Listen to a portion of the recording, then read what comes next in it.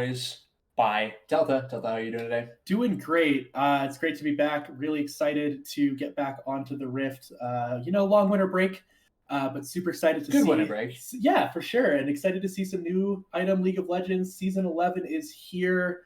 Collegiate League of Legends is here. Been looking forward to this for a long time, so excited to see it play out. Absolutely. We are proud to be able to debut here as your casters for this season for NYU League of Legends. Today, NYU Violet will be taking on the Nittany Blue Lions, or Lions Blue, excuse me. We'll be hopping in a draft here any moment, I assume.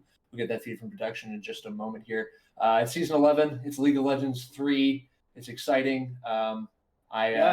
It's a fun time to be a League of Legends fan. Yeah, I've we've both been playing since Season 2, so definitely feels fresh and new, and been more into it than I have been in a while. Hopefully they all feel the same, and I think especially on a pro level, things are faster. Oh yeah, and you don't get those famous Asian, League of Legends pro games where there's like 4 kills at 15, 20 minutes anymore. In LCK, you do sometimes. Sometimes, but there's a lot more action, especially at this level. Oh, yeah. I'd expect to see higher kill numbers, more things going on, more work for play-by-play. Oh, yeah. I'm excited. But yeah, I mean, it's a fun time to be a League of Legends fan. It's a fun time to cast, and looking forward to this game for sure. Yeah, I'm quite excited as well. The thing that really interests me, like what you said about the game getting faster, I remember in Season 5 or Season 6, there was this idea that the way that the best teams in Korea were playing, the way that the Tigers and SKT were playing was very, very slow. The moment anything's going wrong, disengage, go back to what you're doing. I'm glad that we've discovered that that's not the optimal way to play. The optimal way to play is create priority and advantage for yourself, and I think that'll be really exciting.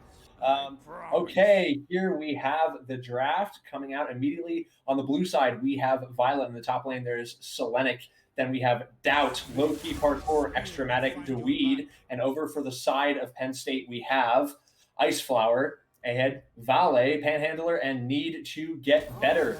Starting off with our bands, we see Olaf, followed by a Pantheon, followed by a Rumble. What do we know about these teams and their pools? Well, so far, all these champions are champions that got played last week. So this is actually week 2 of the collegiate season. Both teams with clean 2-0s last week in dominant fashion. I don't think clean is the word. I think disgusting is the word that I would use. Yeah, it was very gross. Penn State played a total of 37 minutes of League of Legends in 2 games last week. NYU, a little bit longer, about 45 minutes total, but very short games for both of these teams. So this will be a real test. These are very evenly matched teams, I think. All high diamond, both have 1 Grandmaster on. So it'll be interesting to see how these teams match up. So over for the side of NYU, they followed up their bans with a Nittany, and for Penn State, they followed up with a Hecarim and an Evelynn. A lot of jungle bans being targeted out here. So it's interesting that the Hecarim is interesting because Ayed played it both times last week.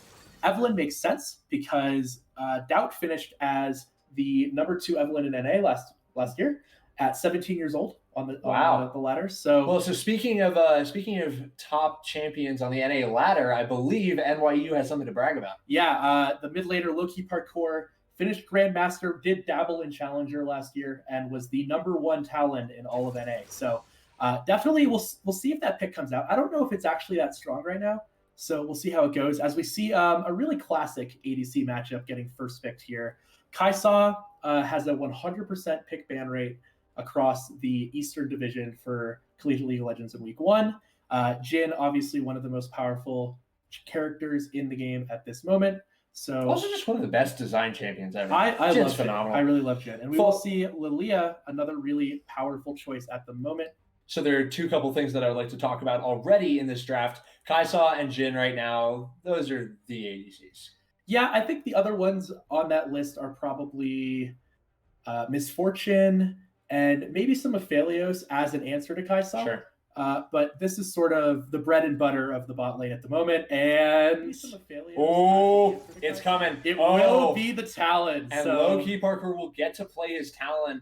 Penn State gambling, not banning it out here. Quickly, let's take a moment to talk about the other big development in Season 11, and that is possibly an item that you would not expect to be seeing on Lilia. Do you want to tell us about Groomstone, Jaden? All right. Well, okay. So for those of you who don't know the caster LS, commentator, content creator. He is a Twitch streamer who's gotten a lot of popularity, and recently he's been advocating for every single champion, more or less, in the game to build the item Moonstone Renewer, which is a mythic item that heals your teammates while in combat when you use abilities. And it turns out that doing that for free is really powerful, especially when it gives 60 AP on the way. It's pretty cheap to get to. And so we're seeing it all over the place. We're seeing pro play in LPL, for example, where there's 4 champions on a team building Moonstone. Yeah. It's ridiculous. Well, and the thing to note about Moonstone is that it's not just that when you use abilities, it's when you damage enemies. Right. So champions like Lilia, champions that you would imagine aren't super interested in building support items because she has a dot. She has an endless dot. It just triggers over and over. Proccing it. So finishing out the first round of picks here, we have Galio. Assumedly, that's headed down to the bottom lane. Yeah, Dawid played that both games last week. Galio's a really, really good support right now. Yeah, very powerful and great with the Kai'Sa. Kai'Sa really needs someone who can keep her safe, right? Absolutely. That's what that lane's about. And there's cool synergy between their ultimates as well. Set being the pickup, likely. I mean, actually, we don't know whether it's going to go to support or top. Probably support these days. It could be mid. That's true. Yeah, they could be. We don't know. Actually, I imagine that's not so bad into talent. I won't pretend to know that matchup, but I would imagine that he's very good if Talent gets onto him. Sure. And Talent is known for being very sticky. Yep. Could be a good answer. Karthus is the final ban. That was a jungle play from Doubt last week, and it will be the very powerful Seraphine as the final ban of the second phase coming from NYU. I like Penn State's approach here. Last week we saw Doubt on Lilia and Karthus. Pick one, ban the other. Yeah. You get a free you get a free ban out of the equation. Looks like they're going to be following up with a Nautilus here. That's interesting. Into Galio, I don't love it because Galio is kind of interested in engaging on you anyway, and it makes it a little easier. But I do think it's good with the Jhin because Nautilus is as good as a disengaged support as he is an engaged one. And Jhin has the same problem as Kai'Sa. Doesn't have really many ways, actually no ways to escape. She can just get a slightly bigger shield. Yeah, which is why you'll see Jhin building boots, like straight up tier 2 boots first item often, and probably will in this lane, I would expect. Yeah, absolutely. Okay, so we see the Ornn getting picked up here. What do you think of what do you think of Violet's composition so far? Oh, we're going to be seeing jungle Echo, and we will. Echo has flirted with being a good jungle champion over the years. I think right now he's incredibly strong. Midway through preseason, he got a pretty large buff to his specifically to jungle. Yeah, so his W was changed to give him, I believe, a much larger shield. No, the change was his passive. Oh yes, you're right. So his passive to jungle monsters. That's what it was. So and a ton of Echo's damage comes from passive. Yes, absolutely. I mean, his kit, like a lot of champions, is focused around hitting an enemy 3 times to trigger something. Yep. In this case, it's triggering a lot of damage. Yep. So finally, the final pick over for the side of Penn State Blue is the Fiora headed up to the top lane. This is interesting. This is going to be quite fun. I'm excited to see how this goes. This should be a pretty high level match, folks. To be honest with you, both of these teams are about dead even. You know, I hope that we get a really good match out of this. We have a best of 3 ahead of us. Just a little disclaimer, folks. We are headed into our integrity break, as I would like to call it. In a moment here, we're going to have a spectator delay, and then on top of that, as we are restreaming for one of the universities, we're going to have a 2-minute delay on top of that as well. So that gives us lots of time to talk. 5 minutes. Oh gosh. So the first thing I'd like to say about these comps, I think they're both interesting. They both have a couple of things going on. So first, for NYU Violet, obviously the thing I was looking for going into it is the best player on the team is Loki Parkour. Mm-hmm. Well, interestingly, here's another fun fact.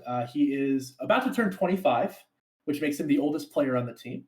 And Doubt, the jungler, just turned 18. He was 17 at the beginning of the season. Wow. So big age gap, 8 years between the two players. And both of them, some of the best players at their respective mains in all of North America. Yeah. So I was looking for Loki Parkour, like I said, Grandmaster and some Challenger last year. And he's on the talent. So really excited to see how that goes. The other thing I really would like to point out here is that I think that they team fight exceptionally well, but also have really good pick potential. And I think the thing they're going to have to worry about is objective control. Lilia controls objectives extremely well, and I think Echo struggles in that department. Echo can't do the early dragon like we see from some junglers, struggles with Rift Herald, struggles with mana a lot of the early games. So interesting to see how that plays out. Additionally, a bit of an advantage that I would like to mention for Penn State is their support jungle matchup is a lot more mobile. Not to say that Echo isn't, but in some ways Galio is a little bit tied to this Kai'Sa, right? The reason that Galio is here is to peel for the Kai'Sa. He doesn't have quite the same opportunity to leave quite as much. Whereas I think the Nautilus has a better one. Sure, yes and no though, because Jhin by himself, often you're like, okay, Jhin is self-sufficient, he can handle himself. Not against Talon. I'm not comfortable leaving this Jhin alone.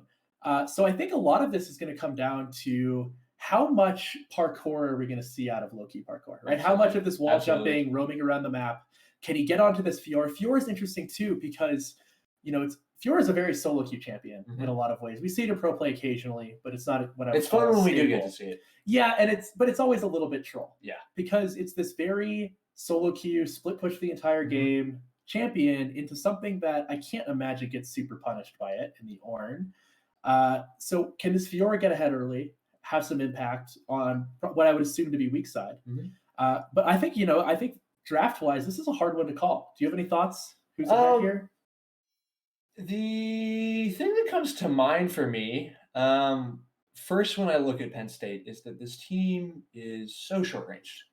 Yeah, that's a good point. This team is so short-ranged. Now, that being said, looking at Violet, I'm not sure how much extra reach they have in that department. But that being said, I think there's a lot of things to really like about the NYU composition here. The first one is scale incredibly well between Kai'Sa and Ornn and Echo and I guess Talon as well. And then you have the best Talon in North America on Talon. Sure, that's a lot to like. Whereas to me on Penn, I'm not horribly sure of how they plan on winning the game. It doesn't feel like it's objectives. Yeah, I think it is objectives as well. But the problem is when you think about when Penn State is going to spike and have strength, it doesn't feel like any of those windows are stronger than NYU would be at that same bracket. Do you know what I mean by that? I think that's probably fair. I think I'd really look if I'm Penn State here. It's going to be a bot side game. You're going to play a lot around the dragon, and it's going to be about ward coverage. It's going to be about this Lilia farming to a point where they have dragon prio off the jungle. Can they pressure Kai'Sa enough to get bot prio? Who knows? But I think if Penn State struggles to get these dragons or falls behind early, loses the first dragon or two, I think you're right. The windows don't line up in a great way. I think this match will be this game will be heavily decided around tempo. Yeah, tempo, vision. Yeah. We'll see which of these supports especially has more freedom to get those wards deep and get that vision coverage. But yeah, should be a good game. Looking forward to this one. First one of a best of 3. Yeah. So we'll have some more league after this. Yeah, it's good to be back. Do you think this is a Groomstone spot? I don't really think so. I don't think this. I think you're a little lacking in threat if you decide. I don't think we're going to see Groomstone on either of these teams this game. I mean, on NYU, there's just no place for it.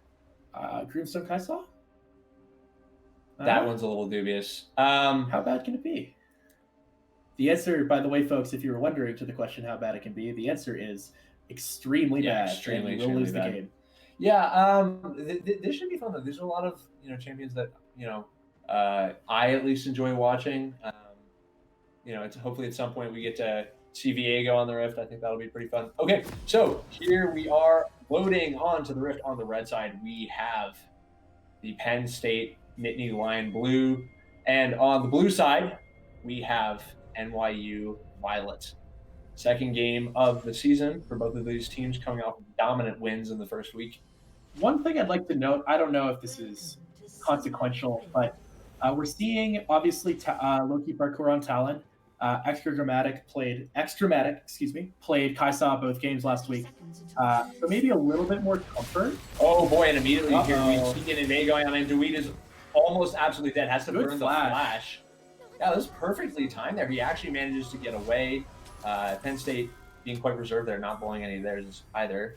So they get to keep all their summoners. It's just a free flash from. I would say though, if you're Penn State, you're disappointed in a silly way. Like a 1v5, you feel like you get that kill, but no matter. They're gonna get some pressure here, and flash early obviously matters a lot in these high skill matchups. So we will see what they can make out of it. And it seems like they'll likely just be able to pick themselves up a red buff here for their troubles. I think what we'll probably see though is vertical jungling. Yeah, this is just going to be vertical, and I think probably both junglers are happy with that. Especially, honestly, in a way, Doubt gets the vertical jungle down right towards the bot side, and if Ajed does it, has to go top side, it's a little bit more awkward. But I guess we'll see. So here we go. Looking forward to this Talon. Should be interesting. Okay, well, starting here off at level 1, just, normal stuff here. I honestly can't say that I know much about how, early Talon stuff goes. It's been a long time since I've played that champion. Early Talon can definitely struggle with mana. Sure. And Set doesn't have to worry about it. We're going to see Lilia help Set force in this wave. Get to keep her stacks up as well on the way through. The top lane here, Selena getting a little bit bullied. Iceflower does conquer. So the one thing I'd like to say about these two teams, so we did talk about parkour a lot in this game. If we see a bit of a trade coming in on Navale. Navale here taking a lot of damage there up in the top lane. Iceflower continuing this bullying going on the early levels. Yeah. So just I would like to point out the Panhandler, the AD carry for Penn State, is the GM player on their side. Sure. So interesting to watch that as well. As Jin is going to push in Kai'Sa here. Nothing too surprising here in the early game. We are going to see actually not the vertical jungling we expected. So it looks like... I guess Echo will just end up down above. Yeah, it looks like Doubt is actually going to end up... Iceflower here taking a ton of damage, blows the riposte perhaps a little bit early here. Decides to hold off for just a second here. Oh my god, he's so low. Selena here, I can see he's just salivating trying to get this kill. Waits a second. Oh, and a good flash there from Iceflower. Iceflower's alive for not long, and Orin finishes it off. First blood goes to Selenic. And if you're Fiora, that is not what you want. That's terrible. That's so bad. That's really, really brutal. And it's a flash burn for nothing as well. Flash and still dying is obviously not great. So use the teleport as well to get back. Yeah, good job from Selenic. Really understanding, I guess, this matchup there and what he was able to do, hitting level 3 and able to pick up that kill. So yeah, big first blood for NYU here. Doubt pathing towards the top side, but Ayed is actually here immediately. Wow, Dawid is taking so much damage and he's just dead. The kill going on over to Panhandler on the Jhin. Yeah, didn't even need the jungler there. No. So Panhandler will get himself a kill and the Nittany Lions get one back. Good for them. Definitely good for them in the gold charts too, as we see they've recouped that first blood, as Selenic taking a lot of damage here, but does have the safety of the turret, no flash for the Iceflowers, so... He also has teleport advantage as well, flash advantage. Oh, a good engage here from Vale, putting in damage. The Talon hops over the wall, and there are 3 members of Penn State here to try and chase him down. Ayed flashes the wall, doesn't manage to get anything, and Parkour is just parkouring absolutely everywhere, although he may not know that there is a Fiora. The Fiora does get there, but a phenomenal Nautilus hook lands, and that will be Parkour hitting the dust, kill going over to the set. Yeah, so Nautilus flash and Set flash burned there, also the Lilia flash. So a little bit of compensation, but another kill going the way of Penn State will go on to the Set.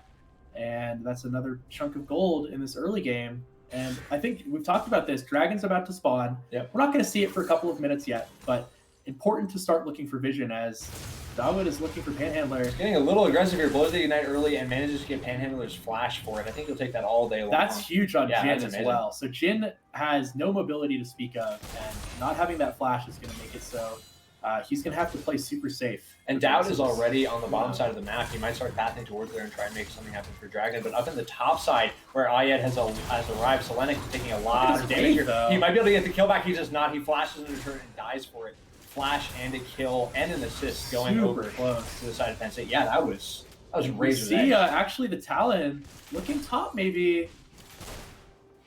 Let's take a look at top lane here. If we get a second, you can see Parkour is just itching to try and he get hold of wants this. He decides not to. But interestingly, they know the Lilia's top side. Yep. They're just going to take this dragon. You know, So she's backing too. really great from NYU. They do lose out on the kill, which is not ideal, but they are going to get the dragon for free here. So that's a big first dragon early picked up on the side of NYU. Good job trading objectives here. We taking so much damage, and No the set flash is on the on the Jhin. way, but Doubt puts down so much damage, and there goes the Jhin. Kill getting And onto the Kaisa as well. Yeah, that's perfect. So dragon and a kill picked up back to the side of NYU. And that's big as well. So a little bit back and forth so far to start this game, but still really, really close. Not a lot of farm differences to speak of around the map either. So right now, I mean, there's a kill separating them one way, a dragon the other way. That's about all they got, as Loki Parkour will live up to his name here. We'll get rooted from the Nautilus, but nothing much happening. Oh. All right. So we will see the level 6 now from Talon. So maybe This is where things start to get in. Yeah, maybe see a little bit more roaming coming out. Level 6 for the Ornn should be shortly here for Fiora, and it will be soon here for Vale on the set. Oh, he has it now as well. So now I think is he when did it first, actually. now is when we start to see who can influence the map, and that's what mid lane has become all about in the last couple of years. Is this map presence, getting to bot lane. We know that Jhin doesn't have flash still for about 2.5 minutes, so we'll see if Loki Parkour is able to take advantage of that. I imagine that's what's on Parkour's mind. 2 levels advantage. It's probably closer to a level, but there it is right there. But yeah, a full level in the top lane. Yeah, that's quite substantial here. So this Fiora doesn't have a lot to do. Vale heading up, collapse, sensing that Selenic is a little bit overextended here. The Lilia Sleep goes out, but there comes the Ornhorn. They're undeterred now, and the Ornhorn won't even reach the Ornn. He's dead before it arrives. Yeah, it dies super quickly. So good job helping out that Fiora, but definitely needed that on the Fiora. Lilia picks up the kill there, and they're doing a good job of making plays where they know NYU isn't, as they will skirmish over the blue buff, but will be Doubt picking that one up on the Echo. Dead even in farm in the jungle. Pretty much even everywhere else as well. So Dragon already, 2.5 minutes left on that timer. I'm sure we will see something, some posturing at the very least when it comes to that. Absolutely. Okay. A little bit of a lull. Yeah, you know, that's how it goes. Doubt here for a second was getting a little bit aggressive, or excuse me, Dweeb was getting a little bit aggressive. They decided to just back off. Over on the top side of the map, Doubt and Selenic are picking up the Scuttle. Looks like they'll get it pretty uncontested here. Yeah, good Rift Herald. So NYU will pick up another map objective, and hopefully we'll be able to get at the very least some plate money. We'll see if they decide to pop it now, but 5 plates on all the turrets, so I would expect them to use it and get that money as soon as possible. Would love to have, I mean, you know, if you have a couple people in the area, get a couple plates, that can easily, you know, be 400 or 500 gold difference. And when at this point, Dragon, that's meaningful. It's meaningful, and with Dragon coming up, it's meaningful as well. So we'll see. We see both 80 carries going for Noon Quiver items. I would expect the Gale Force from the Jhin and the Kraken Slayer for the Kaisa. Looks like Talon is going Gore Drinker. Interesting. I guess it could be Stridebreaker, but that would be surprising. I mean, who are we to say, right? Who are we to say? This is the best Talon in North America. I trust his itemization. Still in the jungle, there's just not really a hair separating them. Actually, basically in no lane is there really any farm difference here. So yeah, so about 1,000 gold lead here for Penn State. That is basically just 2 kills, and those 2 kills coming with extra assists as well. So a little bit of extra gold, but nothing too crazy. And as most of the sums are back up, we will see Ice Flower make a move, but Selenic doesn't have a lot to be afraid of. They don't know where the Lilia is. And we will see the struggle as well of Jhin trying to take wards. And currently, Penn State actually holds the teleport advantage coming after this dragon. Could end up being actually pretty consequential. That's a good point. Maybe Selenix will be close. Selenix is close, so it depends how quickly this dragon gets taken. But we do see Penn State moving towards it. They're going to have the advantage here. And I'm not sure. I'm getting the idea that I think Violet is just planning on giving this, given how they're. Looks like they might be. Yeah. 15 seconds left. Don't have the vision. Everyone is around, so there is a potential 4v4 brewing, and Selenic is going to have his TP, so it could even be a 5v5 around this dragon. We'll see if anything comes of it, or if one of the teams just decides to give it up. But right now, okay, so they're going to use the Rift Herald mid right when this dragon spawns, which is definitely smart. Someone's going to have to answer that. So can they use that to get the dragon here? They're going to try. And they know that Set is mid lane, they see it here. And they're going to get 4 members here. Jade is still bot lane, so this is going to be a second dragon for free for NYU. So great job there. We talked about how they didn't have the advantage. We thought that maybe Penn State was going to be able to take advantage of that. Well, I mean, just on pure virtue of, good setup there. Okay, and a fight does break out after the dragon. Doubt a little bit caught here. Galio all blooms and lands on not a whole lot of people. On the other part of the screen, just out of view, Loki Parkour taking someone down in the blink of an eye. Great chrono break from Doubt, though. Doubt following up the chrono break, taking so much damage onto the onto the Lilia there. Yeah, just absolutely deleting her. And that ends up being the dragon and 2 kills in the pocket of that. Yeah, NYU picks up a couple of extra kills there, so it's dead even in gold again, and 2 dragons. I mean, that's meaningful. So good job from NYU. We thought they might not have the advantage, but great job using Rift at the right time. So we're gonna see an Oranhorn here top. Iceflower. Ooh, great riposte, and is going to use the grand challenge. It's like in trouble. He has to flash away, and Iceflower is able to get the kill. So it's a great job there from Iceflower, as we're going to see another kill from the Jin. Ooh, and a good root as Extrematic. Can he get this? Oh, the Jin is here too. Oh, does get the kill though. But ends up dying for it. Kaisa, I think, greeted perhaps a little bit too hard there. That didn't end up going the way that I think she wanted it to. Perhaps she thought Panhandler was farther out than he was. Yeah, great route there for Panhandler to help that one along. So we didn't even get a sec to talk about it. The duel up in top lane, that was really tight play from Iceflower there. That was nice. I mean, I thought Selenic might have it there, but great riposte. Yeah. And was able to get the stun down and finish it up with the grand challenge. So good job. Like we said, gold basically even, 600-700 gold. Though that gold is starting to get a little scary because it's now on Fiora and Jin, which is not ideal, but should be okay. Not seeing a lot of farm leads at the moment either. About 10 farm difference in top, but Ornn into Fiora, that's not super surprising. And Ornn will start to provide a lot of value at those later levels with his ornaments. So we'll see that. I mean, Ornn can just effectively, what's the word that I'm looking for here? Not irrelevant. I know the word you're thinking of. He can just make gold leads irrelevant. Yes. At a certain point of the game. For sure. I think that's what it is. Yeah. So each Ornn upgrade at those later levels is equivalent to about 1,000 gold difference, which is huge. I mean, we talk about thousands of gold a lot when it comes to gold leads, as we're gonna see. 4 straight ranged minions died at the turret. Yeah. Sad. It's a sad time for sure. In the mid lane here, still a bit of a stalemate, and now the Weed shows up. The Facebreaker has been used, but he decides to back off. Yeah, hard to get onto that set for sure. But good looking, and Dawood now, they're moving top.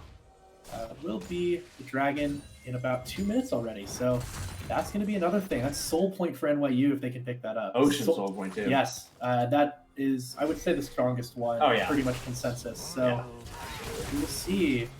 Panhandler here uses the 4th shot, and there you go. Extrematic blows the ult, but misses the W, so there's no really follow-up. Good dodge there. Need to get better. Misses the Q, and over in the jungle, Iceflower just bullying Selenic. Has to just run back to his tower. Warhorn does get used, and it ends up landing on the side. Fights everywhere. Down in the bottom lane, Weed is trying to actually catch need to get better, and he does. Extrematic finishes him off, but over in the jungle, Parkour goes down. That is so far just a 1-for-1, but I imagine it could continue. It looks as though, it may. Doubt just out of range there. Yeah, I'm not actually sure what he ended up dashing onto. That was a little bit of a weird interaction, but yeah, going to be a cross-map 1-for-1. We're going to see some jungle camps stolen away. Kaisa will get some damage down onto this turret. But importantly for NYU, they're into the bot side jungle here of Penn State with 45 seconds on the dragon. So we talk about bot side vision control all the time. And Dow looking really Dow deep. doing really deep. The Galio comes out, putting him in a really good position here. Dow doing so much damage. It manages to take down the Jhin, and that is need to get better going down. The bot lane of Penn State is no more. But now the mid laner and the top laner have arrived. The solo lanes are here, and there's no help on the way for NYU. Or is there? Selenic has now arrived. He TP'd in. Iceflower trying to make his way out, but oh my god, Tweed is so low here. He's surely going to go down. Talon's on his way, but I don't think it's going to be enough. He may be on his way, but Selenic is just not going to survive. What started as a good situation for NYU just blossoms out of control, and now with 6 seconds into the Dragon spawns, there's a serious advantage here for Penn State. Parkour has taken a decent amount of damage, but Lilia does not have the sleep, so he just gets to run away. 3 kills onto the Fiora there. That's definitely scary. Terrifying. We're seeing the mythics coming through, so it's actually, as we're going to see a fight here. Grand Challenge comes down. Loki Parkour is going to be in trouble. He does blow his ultimate, and the Ice Flower does take the damage, but not enough. Oh boy, and he gets so aggressive. Oh my gosh. Ooh. Definitely a mistake from Loki Parkour there. Is going to die. That's another kill over to the side of Penn State and the Dragons. So he ended up actually getting executed there weirdly, or not weirdly, Panhandler used Gale Force right as he dashed in. Yeah, Gale Force does a surprising amount of damage. Yeah. And one of the good things about it is Talon is often invisible or coming from unexpected directions. Yep. Gale Force is a targeted ability. Actually, it's not even targeted. It's automatic, yep. So you don't need to worry about it. You can kill people in stealth. Yep. So good job from Penn State there, recovering some stuff, and just bad timing from NYU. Yeah. We're trying to make something happen on the boss side of the map. I don't know if they needed to, and unfortunately paid the price. So, I mean, just really good rotation out of Penn State there. Yeah, so on the item side, we are going to see the Sunfire Aegis as we do see another skirmish. So. A little bit of posturing here down in the river. Dewey taking a lot of damage so far, and there's 3 people here. It looks like he might be able to get away. No, he dies to the Lilia burn up in the top lane. They're just hanging out over in mid lane. That's what we want to be looking at. Oh, or maybe not. Ooh, Iceflower going a little bit deep here. I think he's just going to walk away. Or maybe not. What is going on? I am not good enough at League or Fiora to understand what's happening there. But yeah.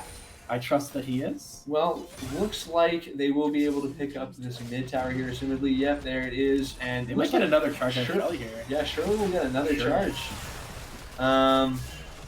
Yeah, they might just be able to get this tier 2. I guess we're just going to leave it for now.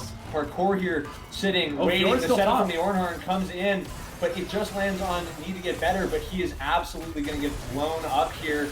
The kill will end up going over to Extramatic, and that is a 1-for-0, although they did trade about a turret and a half for it.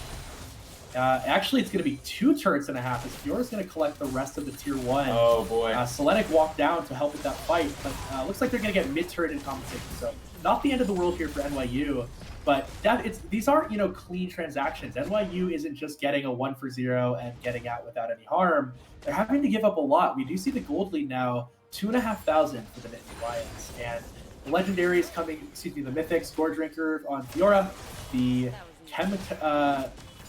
let's see if I can remember the name of that item. Which champion? Chem Tank on set. Yes, Turbo Chem Tank. Yeah, Turbo Chem Tank. Yes, that's correct. That's a mouthful. Is a couple of legendaries first for some of the other champions, notably the Leandries. Excuse me, is that Leandries? I don't know. I can't see anything. Yeah. And it will be the Sunfire Aegis coming out soon for Ornn. Kraken Slayer as expected on Kai'Sa. Lockets for both of the supports. So items, getting there. Ornn is level 11. We like to keep an eye on that for his ornaments. Those do start happening at level 14. So we will see when... For other ones, those start happening at 14.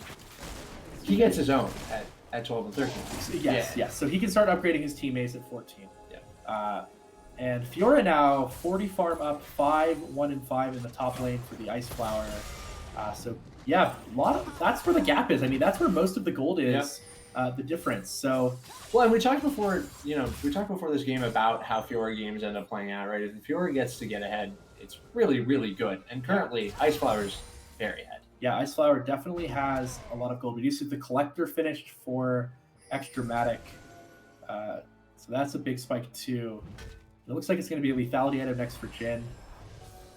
And yeah, so we've got another minute and 10. It's all, like we said, all about these dragons. This is what matters. And right now, NYU I would say, winning the vision game, but have to be careful not to do the same thing as last time. You can't force something if you don't know where all 5 are.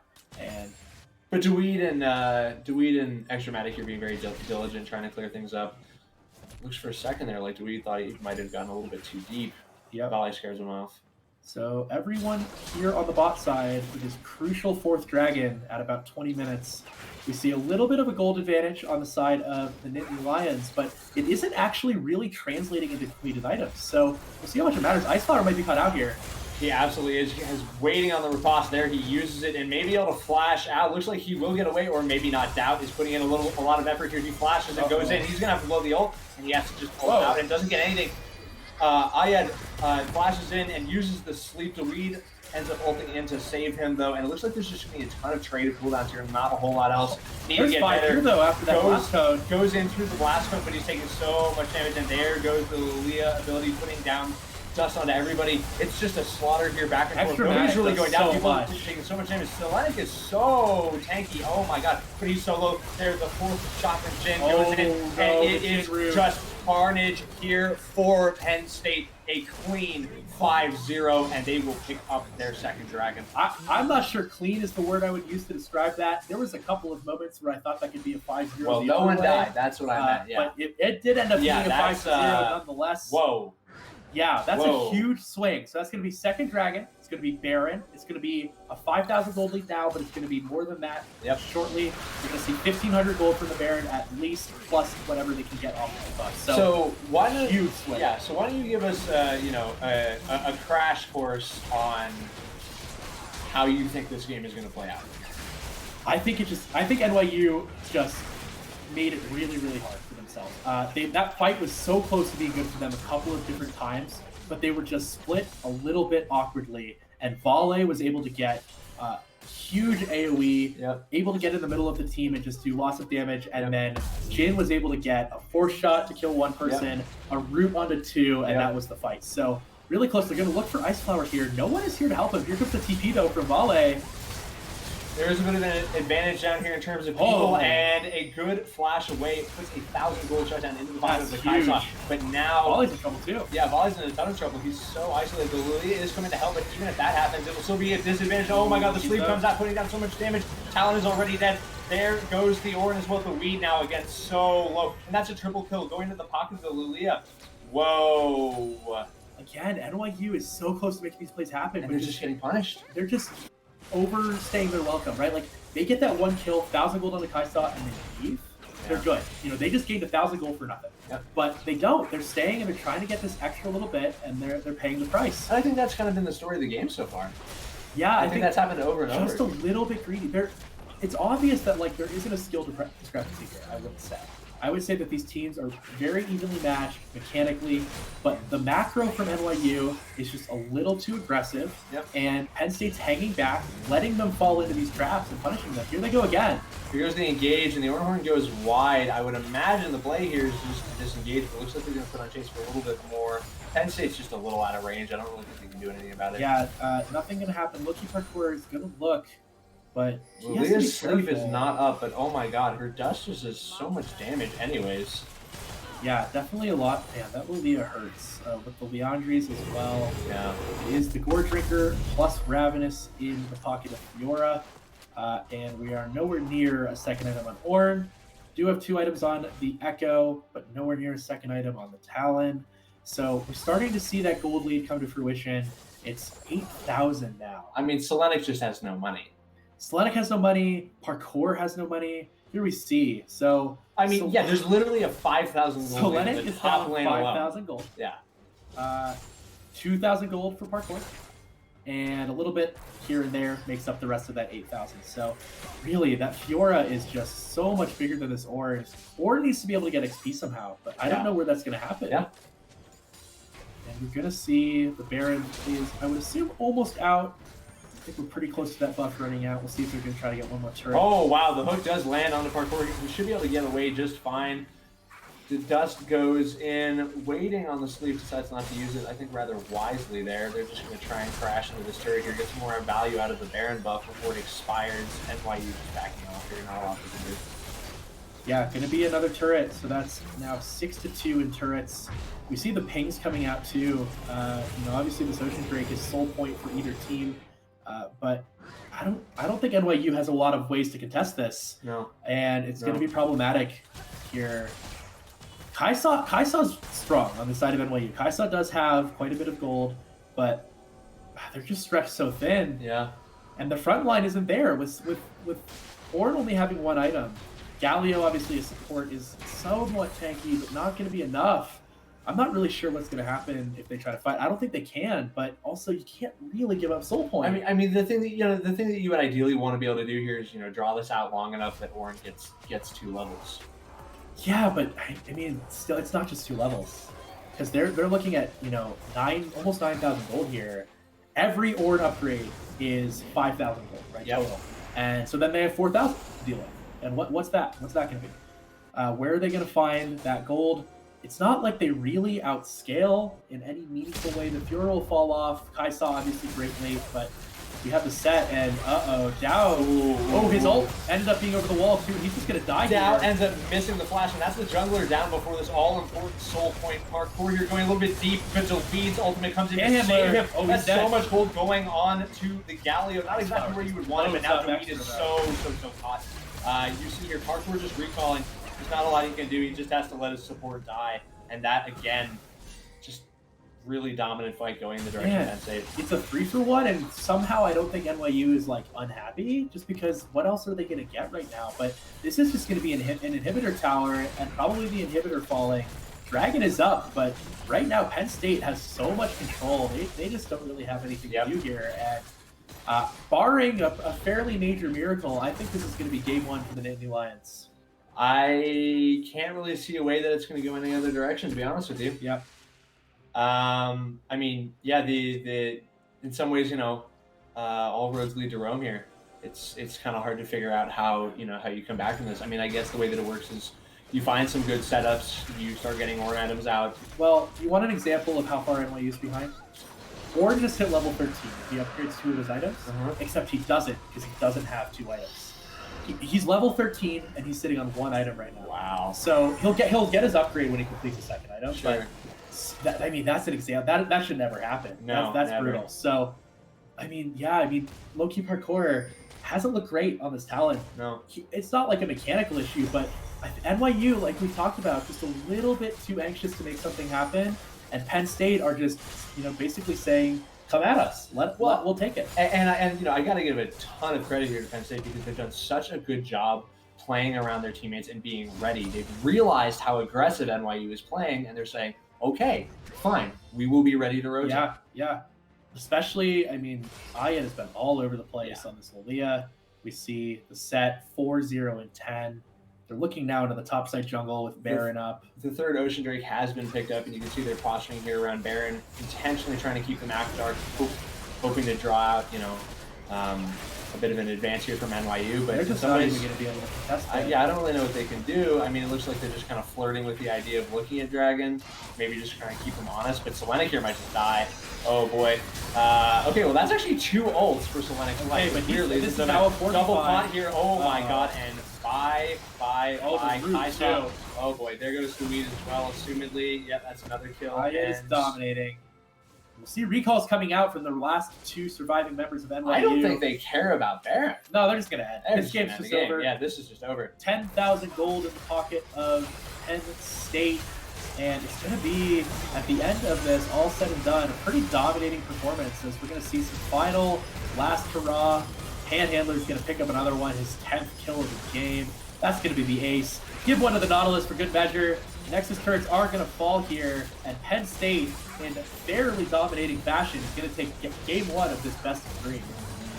Well, as you can see, week 2 here, game 1 of week 2 that's a true talent player right there, isn't it? Oh, yeah, absolutely. Well, bit of a sad time for us NYU fans, but it was a good game nonetheless. Very well played by Penn State.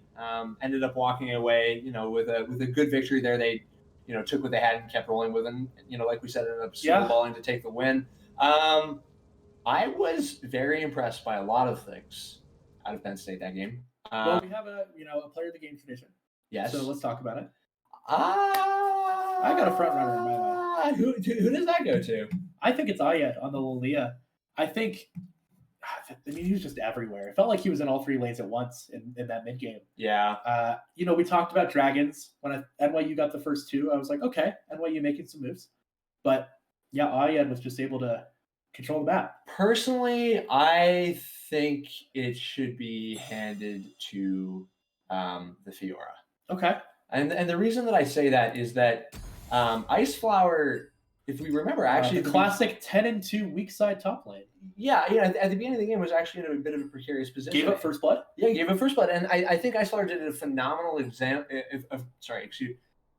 did a phenomenal job. Being willing to play around his teammates. When there was an opportunity, he didn't say, "Okay, I'm going to split push. I'm going to farm." He was incredibly mobile. He put a ton of pressure on the map, but in some ways, I also agree with you about Ayed. Ayed was just everywhere. I think you're right about that. Well, we'll talk about adjustments and stuff. I don't know if do we have a break? We do have a break. I'm not sure how long it is. We're going to go to break here in a moment. Congratulations to Penn State for picking up game one here. Ayed. It's not over. Yeah, it's not over. Game one goes to Penn State. Player of the game for that game one goes to Ayed. We'll be back in just a moment with game two of week 2 of CLOL.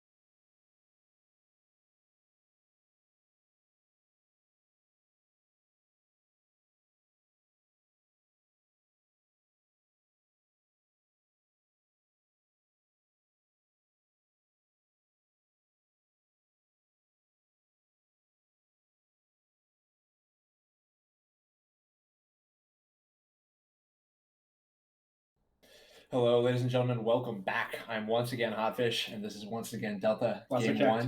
1. Yeah, last you checked. Last I checked as well. Game 1 went to the side of Penn State. We're headed now to Game 2. I'm not sure. Did we get side confirmation? Oh, that's a good question. Maybe our lovely production assistant, manager, Steve. Okay, so we're gonna. So we're gonna be. They're gonna be running back the sides as previous. So we'll see Violet back on blue Blue side. side's technically favored. It's marginal, but the reason it's favored is because Dragon Pit is on that side of the map. Yep. Which, objectives. We talked about objectives a lot in the previous game. Ended up being the difference maker, although not the direction we initially expected. Well, and as you can see here, we are starting off the draft same bands as the previous time. Oh, even through here, Olaf into Pantheon, into Rumble. What came after this? It was Hecarim, right? Hecarim? Yeah. Yeah, they banned away the Hecarim. One thing also I would like to say, they banned Evelyn too, so just a little bit of a different order, is that I would not expect, we talked about the Talon a lot, we hyped it up. I wouldn't expect them to ban it, honestly. No. So same bans so far in this first phase, and they first picked the Kaisa last time. Definitely not the problem, the Kaisa, so maybe we'll see that one again. Or maybe they'll switch it up, go for a little bit of a different kind of tempo. I don't think NYU wants to draft dynamically. I mean, there's no reason to right now. Although I also would say that I don't know if it's always a comp problem. I executed it. I would agree with that, but I mean, certainly if you're in Penn State's position, sure, let's do the same thing. Let's run it back. All right, Kaisa Jin, let's do it. I mean, I think we'll see a lot of Kaisa Jin B1 R2 or B1 R1s. Yeah, I think we'll also see a lot of those banned. Okay, well, all right, identical so far. Running it back. Let's see. Last time they picked the Talon here last time. But we'll see if they go with something else. It looks like here they picked up the Talon last time. Okay. So there you see the Karthus. The Karthus is a favorite of Doubt's, and last time it slipped past pick phase 1 and got banned. Yep. So they're deciding to offer it now, and now they're picking up the Nautilus. Okay, so they're going to take away the Nautilus from Get Better. Definitely was very good on that champion, looked really clean, was able to make a lot of things happen, both engage and disengage. So now we have a little bit of a different look. Mm-hmm. We'll see how this continues. Doubt with a clean 16 KDA on the Karthus last week. So definitely proficient on that champion. Understands it. It's an interesting jungler. It's not your traditional jungler by any sense. Doesn't have a lot of the setup into these ganks, but will be interesting. And okay, so we're going to see the Galio going the other direction for Penn State. Swapping the supports for this game. I wonder if they'll continue. I mean, they won't continue to have the same bans, I assume, right? Because, this was one of the bans. Yep, a couple of things that will have to change. So we've got mid laner and top laner remaining. Shen, the same ban as last time. They did ban that. What are your thoughts about Shen right now? I don't know, honestly. I think he's probably strong, but I wouldn't say he's in that top tier of top laners. Sure. One thing we haven't talked about, I was about to talk about it, the Camille. Probably, I would say, overall the strongest top laner right now. Really? Yeah. I mean, just has so much power. Kit's been overloaded since release. Yep. You can change the numbers all you want, but it doesn't change the fact that you have every ability you could want and some you don't. Yeah, I mean, she has auto reset, slow, shield, heal, stun, movement ability, lockdown. Auto reset that does true damage. Yeah, excuse me.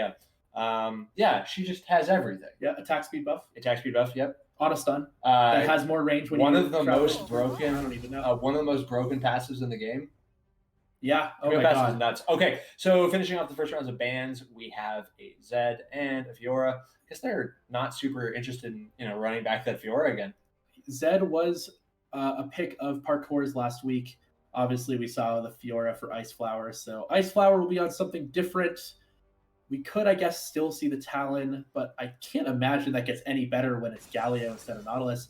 Ooh, the Gnar. Interesting. Ooh. Ice Flower will be a sinner this game. Are you not a Gnar fan? Oh, I see. Here's the thing. I really like Gnar. I think Gnar's sweet. Yep. I also think that there are several different picks you could choose here instead of the Gnar that I just feel like are better. So it looks like what covering they the decided Talon. is they wanted to float the Talon, see if they could end up, finding a situation for that feels good. I don't know if this is All right right, because they are going to but lock they it still have their in. mid lane pick. That's the Yeah, well, problem. but they don't have any way around it. I mean, they need to pick, right? They're picking both their champions here. I like But this. really, This you're a is fan? great. Yeah. Oh, okay. This is great too. Give me either of them. I think these are both really interesting These bruisery picks. top laners. Yeah, absolutely. Yeah, I mean, Penn It State is going doing to a be the good job in monkey. draft here of not showing their mid laner until the end. Ooh, okay. Ooh. Huh. I mean, Uh-oh. look, I never really wished I knew Talon matchups quite like right now. Well, I know enough. Ooh, there's another interesting one. We've seen some Gragas, a lot of Gragas top, but Gragas mid too. Zoe was a pick of Volley in last week's matchup. So we'll see what the lock ends be. Going to be the Zoe. And it ends up being Zoe. Okay. I do not even remotely know what to make of this. So why don't you get us started? Yeah, so what started out as very similar drafts ended up being very, very different. We are going to see, I don't even know, from NYU, it's again a very good team fighting comp. But also, we've got the Wukong and the Talon who are good in the split push. Mm-hmm. We've got some pick potential with the Nautilus. There's a lot, again, some moving parts here. On the other side, there's a couple of champions that stay the same in the Lilia and the Jhin. I'll talk about those in a second. What I want to talk about is the Gnar, why I think it's a sin pick. If you're looking for this tanky CC, does some damage sort of top laner, you've got the Wukong, you've got the Aatrox, you've got the Gragas even. I think that Gnar right now is, especially because you have to spend time in the small form, it's just a worse version of those.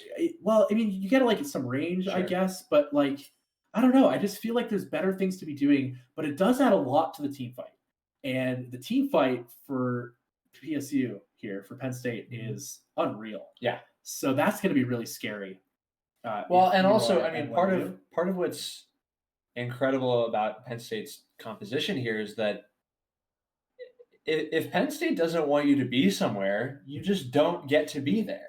Yes, I agree. Their ability to zone is incredible. But coming back to NYU for just a moment, something that's really on the Violet side here is, like you said, you have some pick potential and some split push. Karthus is in this very backward, weird way a great pick champion. Yeah. Not when he's standing there, right? But just generally, right? He can effectively turn any 1v1 on the map into a 2v1. So imagine that every champion on the enemy team, for some reason, just starts every fight at 80% HP. Okay, or less. Or less. Yeah. Well, let's call it 80. Let's be generous. Changes a lot of fights. Absolutely. A lot of duels get really different. You can't greed in the same way. Yep. So we'll see that. The thing is, though, and this is why I wanted to leave the Lilia and the Jhin for last. Jhin, obviously great in that pick, can be pretty powerful in the team fight, great at zoning. The Lilia, we've talked about the objective control, and it ended up, as we said, the factor last game. I think that's even more true, because if you want to talk about jugglers that struggle to take objectives, Karthus comes to mind.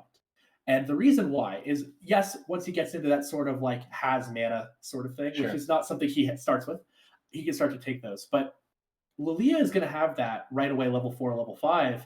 And I'm worried that when you're Karthus, you want to full clear, you want to get level 6, you want to get mana. They're going to struggle with the zoning to get anything towards the bot side, towards the dragon. So I think, again, that's really important to see how Ayed plays this Lilia into the Karthus, if we see invades, if we see counter jungling. But again, objectives, man. It's so important right now in League. And I think for both of these teams, making things happen. And the one thing I'd like to say, too, we talked about the split push from Wukong and Talon, is NYU did do a good job last game of taking advantage of Penn State trying to make plays on other sides of the map. And I think they need to do that this game. Wukong needs to get some gold, some plates. But it'll be really interesting to see how the bot side again plays out.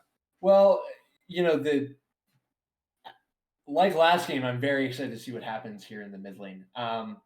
What do you think is what do you think is going on in the Zoe Talon matchup? Just instinct. It makes me uncomfortable. Is my first reaction. Sure. Just thinking about it. Well, Talon is better than most melee characters into ranged because he has an ability to to zone with the Q and have some leaping with the parkour. And good gap close. Yeah, so is able to do a little bit better. But I mean, Zoe just punishes melee champions, and it's just, I think, hard to lane against in general. Yeah. So I don't know. I mean, I'm not a Talon expert, nor am I a Zoe expert. But I do think that it's going to matter a lot. Where do these junglers show up? Mm-hmm. Are they showing up bot or are they showing up mid? And again, who can roam? These are both great roaming champions. Who's able to get that? We saw from Parkour's side, we saw the attempts. We saw the roam attempts, but it didn't work out. Yeah. Trying to force these plays. NYU needs to be more disciplined this game. They need to take fights they know they can win, and they need to leave when they've won them, right? Because last game they would win a fight, and then they'd lose 2 more in a row. And you can't do that. So I think it comes down to discipline. I think it comes down to the roaming in the mid. I think it comes down to the objectives. If I had to give like 3 keys of the game, sure, that's what they'd be. I mean, the one real thing that I'm worried about for Violet here is there's just so much more initiative for Penn State. Yeah. I mean, Karthus just kind of has to be, chained up to his camps, right? Yeah, yeah, it's true. But between Lilia and Zoe, I mean, once Galio hits 6 as well, their team is so mobile. Yeah. That in some ways worries me. They definitely are mobile. Will get around the map very effectively. We do see some. I mean, Wukong, Talon, Nautilus will be able to affect the map. We talked about this a little bit last game. Same supports on opposite sides about Nautilus being more mobile than Galio. Especially early before that ultimate comes through, and maybe we'll be able to affect the lane.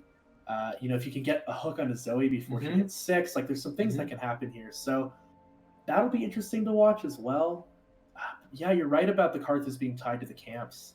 I think that's definitely going to be rough. Yeah. But I mean, Doubt obviously has some understanding of it.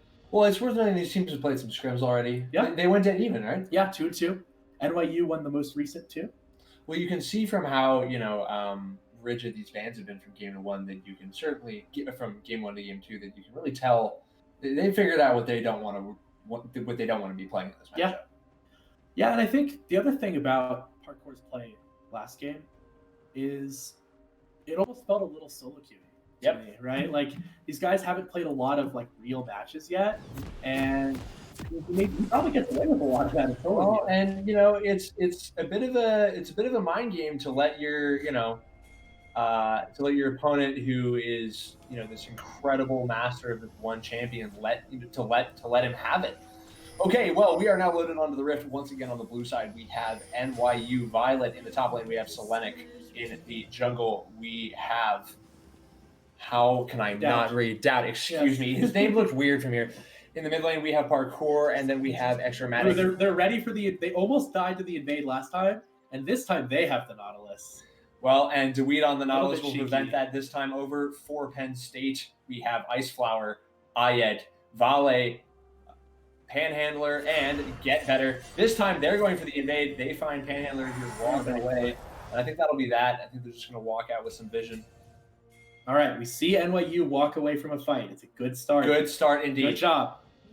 We will not pretend that we are completely unbiased. No, there's no illusion here. And to be fair, we complimented Penn State. Oh yeah, no. I mean, Penn State has looked really great.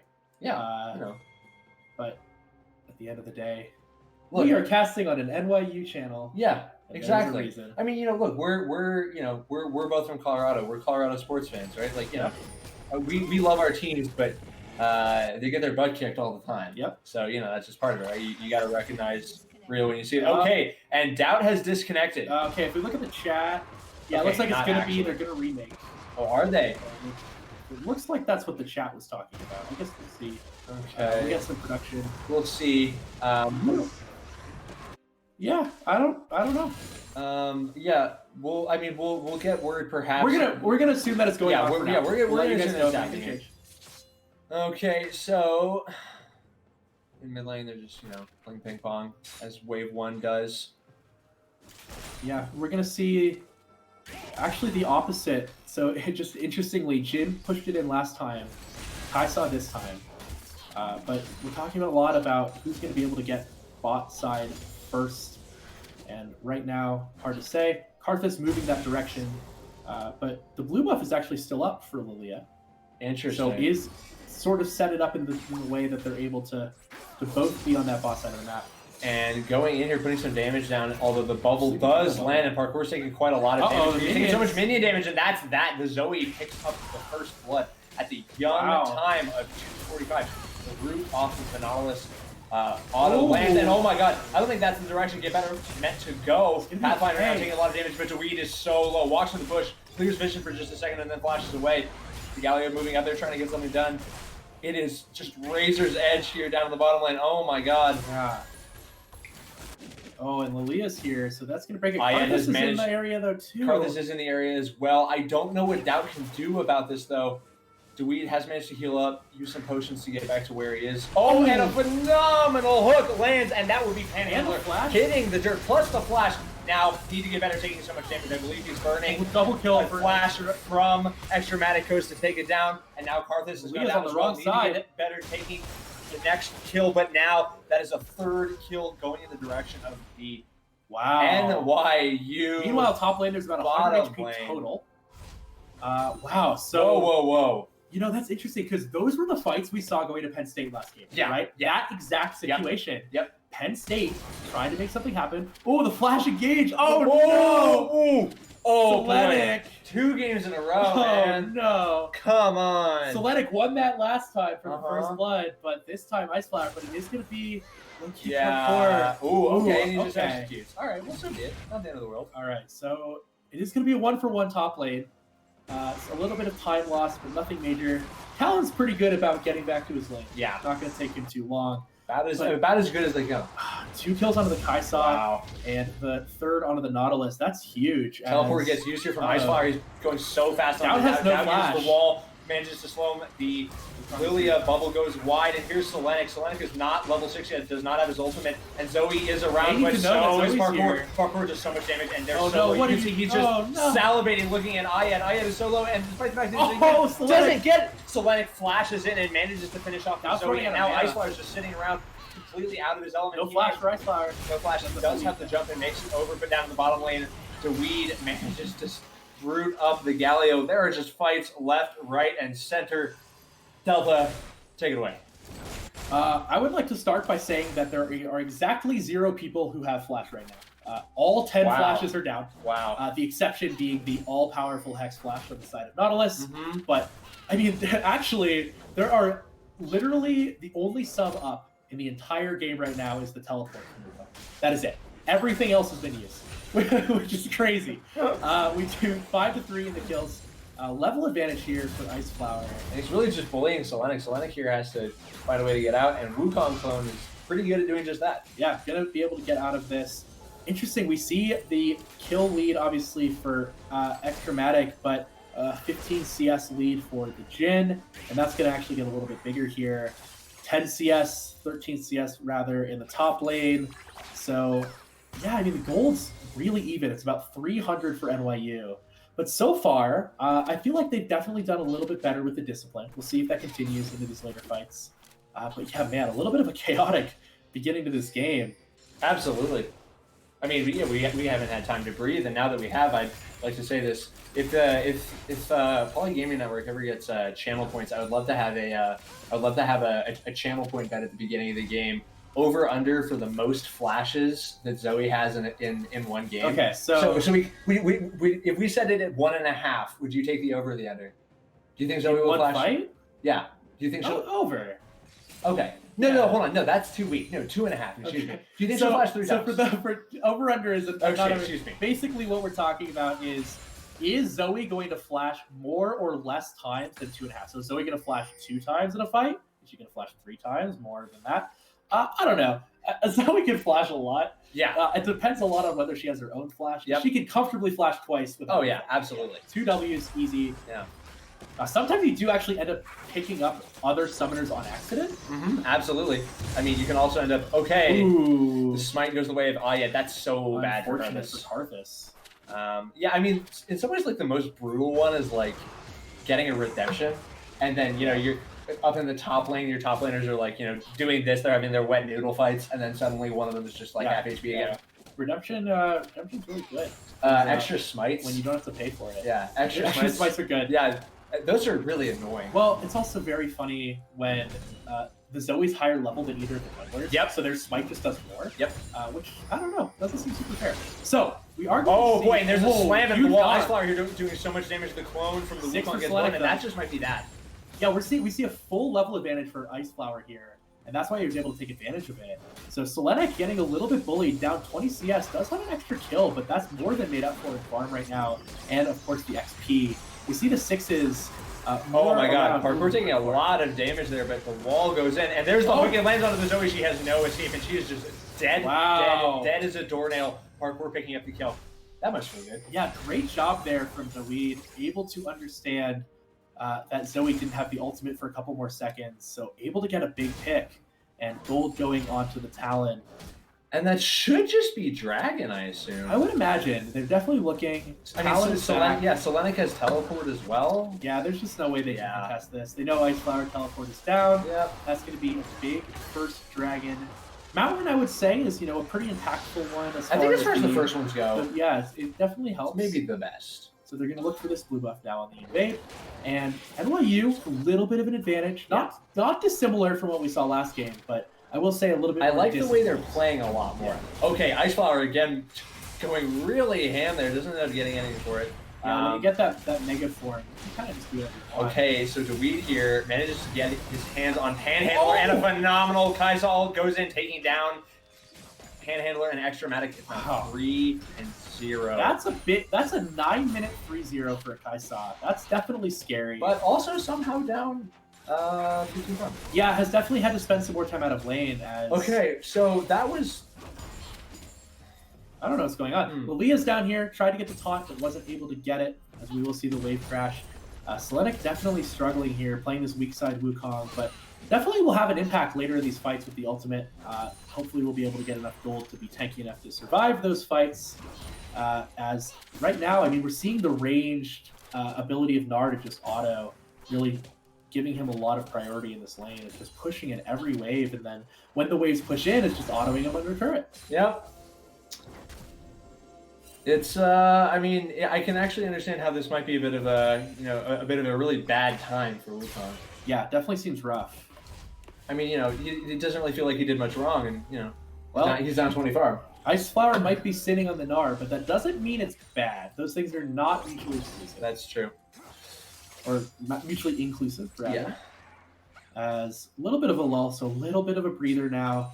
Dragging in about 3 minutes, so no rush there. Leah's actually just going to solo away this Rift Herald, though, and there's going to be no answer for that. So will be a fairly meaningful objective picked up at this point in the game.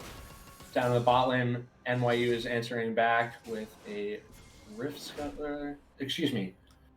No, it is Rift Scuttler. Yeah, Rift Scuttler. Okay, excuse me. Yeah. God, I always mix them up. I don't know why. That's because I always call Rift Scuttler Mold Drifter after a magic card. Yes. I never call it that. They do know, actually... Was the Rift Herald taken away? Lilia has that in the pocket. Probably, I would imagine, actually, would look for that top lane. Just totally force this Wukong out of the game. Yeah. Force him to babysit the wave. But I guess we'll see. Does have some time to use it, see if they can find anything else. We might also see a play. They don't quite have a long enough timer on the Rift Herald, but could see a similar play to last game of dropping it right around the Dragon timer. Yep. To try and get that one, get some priority for Dragons. So we'll see how that goes. Kaisa looks like... Okay, so Selenic is just dead here, right? There's just no way he makes it out. 3v1, yeah, I have to imagine. Okay. Ooh, does get the knockout. Whoa! He is actually very alive and well. Goes in, using the ultimate. That's a little aggressive. Oh. Selenic, dude. I think maybe he was hoping for a couple more turret shots and like an ult in front of this, but... He ends up using his ult there, and his flash, and he gives over a shutdown. Yeah, not ideal. Yeah. So Selenic getting a little That's rough. But what I was going to say, Kaisa going for a little bit of an interesting itemization here. Does have the serrated dirk, so looking for a lethality item instead of the more common Kraken Slayer you would see. And there we see first turret going down all the way. Teleport is coming into the top side.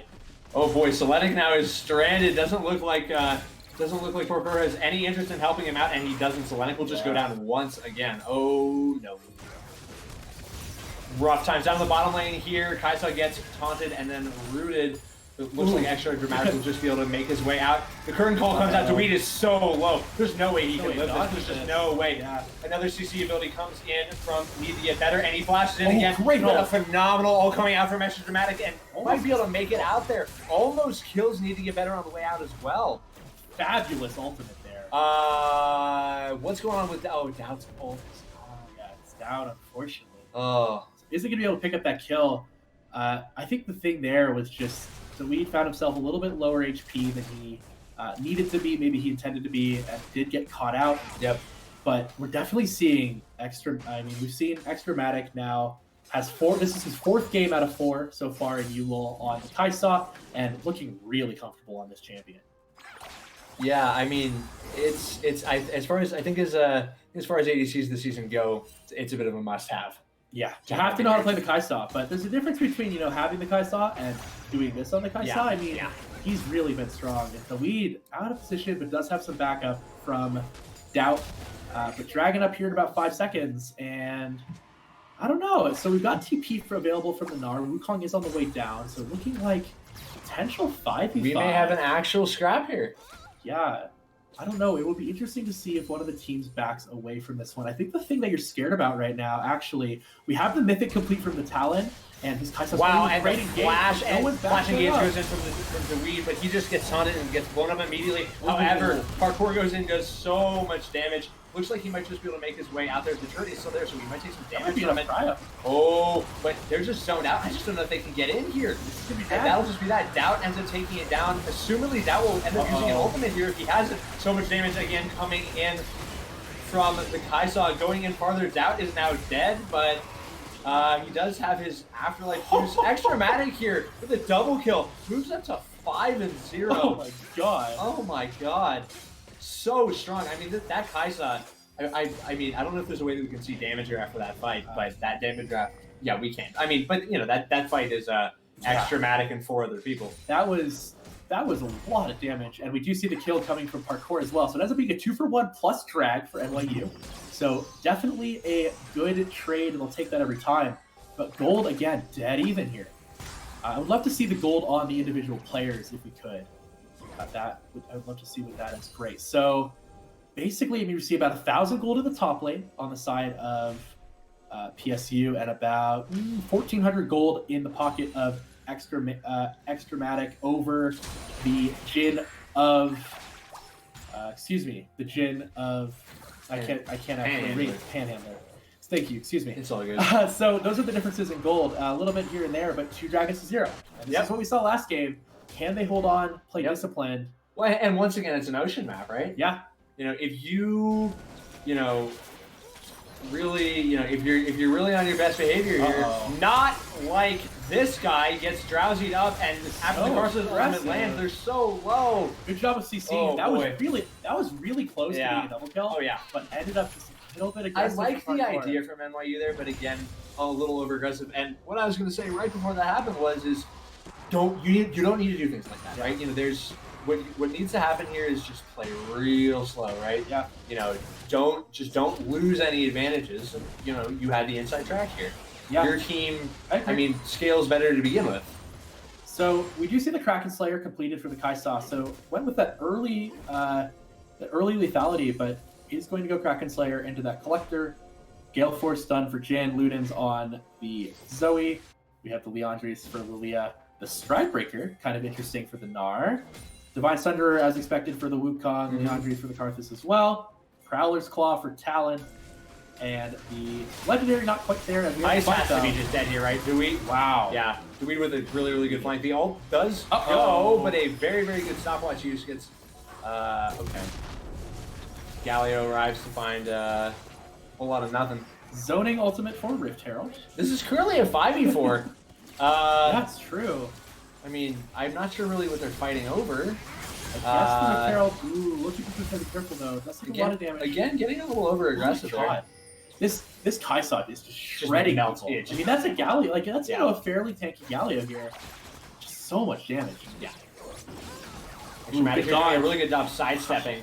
And Vale there just has to back up to Weedy here. Has to be careful. In a bit of a precarious position. Hurt call. Oh boy, this could be really, really bad.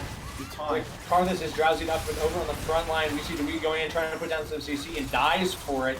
Extramatic almost finishes him off, and Doubt does. So low on the side of NYU, but it is going to somehow be another 1-for-1. So 2-for-1 overall. Their mid-turret's getting pushed in. They don't have the HP, I don't think, to defend this. And I think that's okay. I think they can live with that. Yeah. Selenic is looking, does avoid the sleepy trouble bubble, but it is going to be mid-turret cracked for Penn State. Really good for them. They're going to look towards this Rift Herald again. This gets talked about a lot, about the second Rift Herald thing. We refer to it as Shirley. And man, I mean, neither of us like the priority given to it. It's actually not gold efficient. It turns out people have looked at the amount of gold you can get by farming things. It can be, but often isn't, especially when you have to dedicate this much of a resource. But honestly, right now, not a lot else to do for NYU, so I don't hate it. Looks like you're going to try and probably. Well, and in a certain way, I think the way that it's helpful here is not so much in terms of immediate gold advantage, and I think it's much more important in terms of tempo, right? Because if PSU manages to pick this up, they can start actually pressuring the map a lot, and that means that when it's time to start fighting over these next dragons, PSU has a lot more map control. NYU needs to answer this mid turret. They need to get back this mid turret, I think. And well, they have 24 seconds until the dragon is up. I think we're gonna see a Rift Herald drop go to Dragonplay again.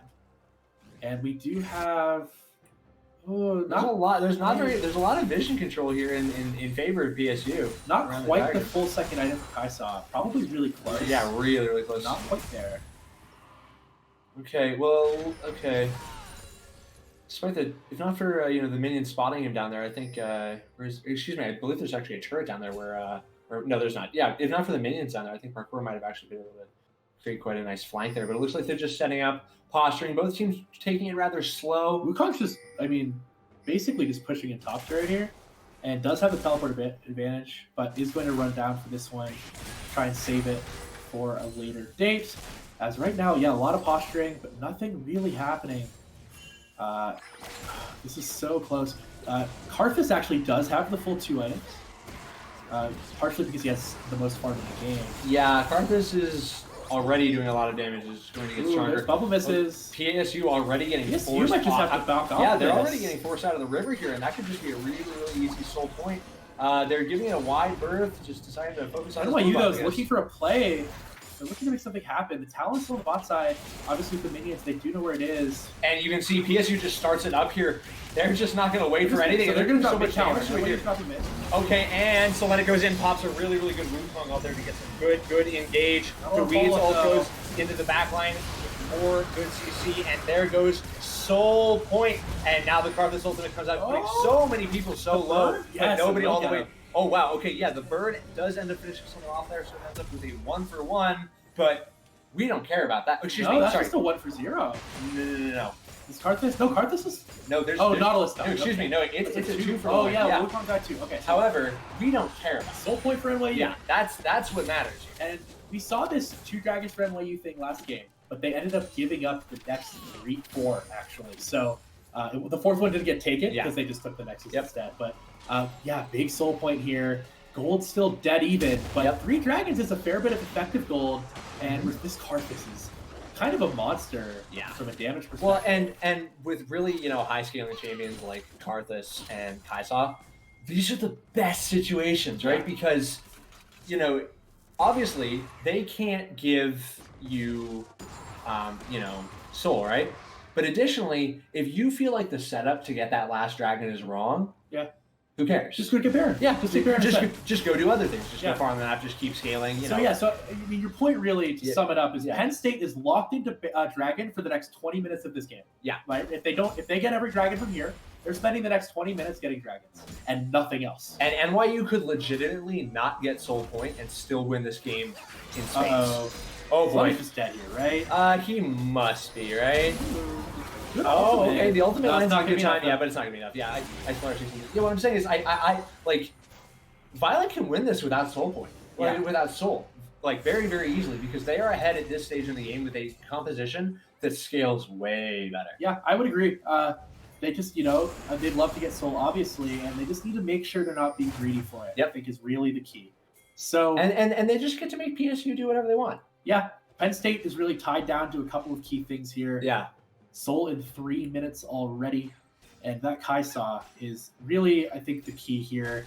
I guess I'm a little worried about the Peel opportunity. They do have some ways to get onto the Kai'Sa. I mean, you have to dodge every skill shot with your Kai'Sa here. Yep. You have the cleanse available, but that's only one thing. So we will see if Extramatic is able to do that, has been able to do that so far. But What do you think of picking up a QSS here? yeah, I mean, I don't know. I think you have to do so much of your team's damage. Yeah. The issue Yeah. with the cleanse, I think you just have to trust in yourself to dodge That's a good stuff point. and position correctly. Yeah, I mean, this is you know, one of those really cool moments, right? Yeah. This is to me these are the really exciting parts of League of Legends, because I wouldn't say that, you know, I wouldn't say that PSU is completely out of this. There is it's very you know, there's a way in. It's just hard. I don't know if I agree, actually. I think this is closer than you're giving it credit for. I mean, gold is like really dead even. No, So- I understand that, but I think because of the fact that they scale so well and they're on Soul Point, they get to dictate everything that happens on the map. Sure, but they need to do that for so Exactly. There's a lot of execution. they need to do here. it well. Yeah, which is the important thing. So Dragon in 1:45 Yep. already. Yep. Can we really quickly look at gold, Mr. Steve? Perfect. Okay, so there's okay, 1,500 on Kai'Sa. Yeah, so Kai'Sa just back there. Yep. There's about a K sitting in the pockets of 3 players over talent. On PSU. Yeah, so this is going to be, I mean, item-wise, I think it's going to be really close. So this Yeah. just comes down to execution. Yeah. And the question also is, you know, who blinks first in this teleport? They both have teleports. So who blinks first? Can NYU stay patient? Yeah. Because they really need Patience to. is so big here. It's huge because, like we've talked about, they don't need this dragon. They'd love it. They'd love to get this dragon, but they don't need it and they can't force it. Yep. If they force it, suddenly they're losing a lot. Yep. Correct. All right. Well, we will see.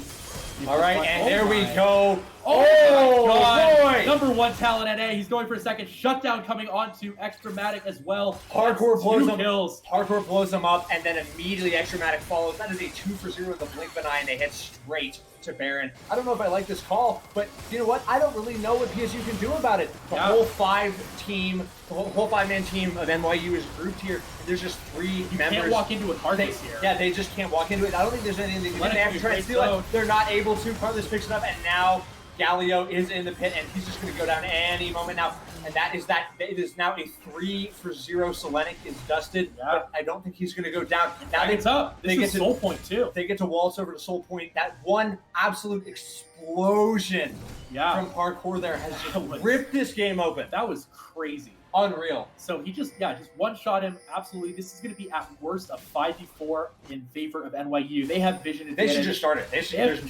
no waiting here. They're looking. Flash over from Dawid. They're going to look for the Dawid here going for the interesting place. Just keeps in zone. Doesn't matter. That's That's Soul Point. Another initiation goes in from Dawid. Dawid is now asleep. It doesn't matter. Wukong is spinning, and he's knocking people up. The second spin goes farther.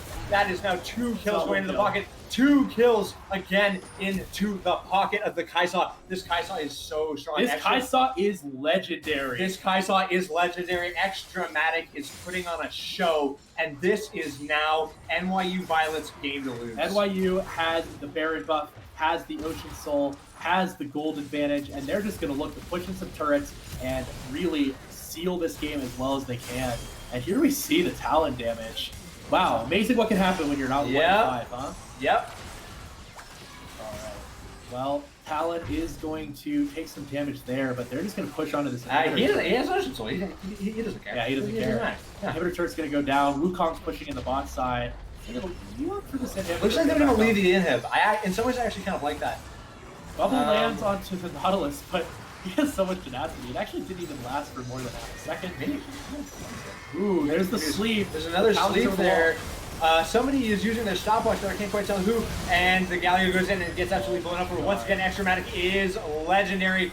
Selenic here manages to evade for just long enough, and the Karthus ultimate comes down. 2 more kills. Oh boy. They're just going to push in here. Nothing to stop them. Flashing the Mastery 7 ultimate, the Master of Talon. You're the best Talon in NA. I hope you're Mastery 7 on this. Oh boy. So, NYU stay patient.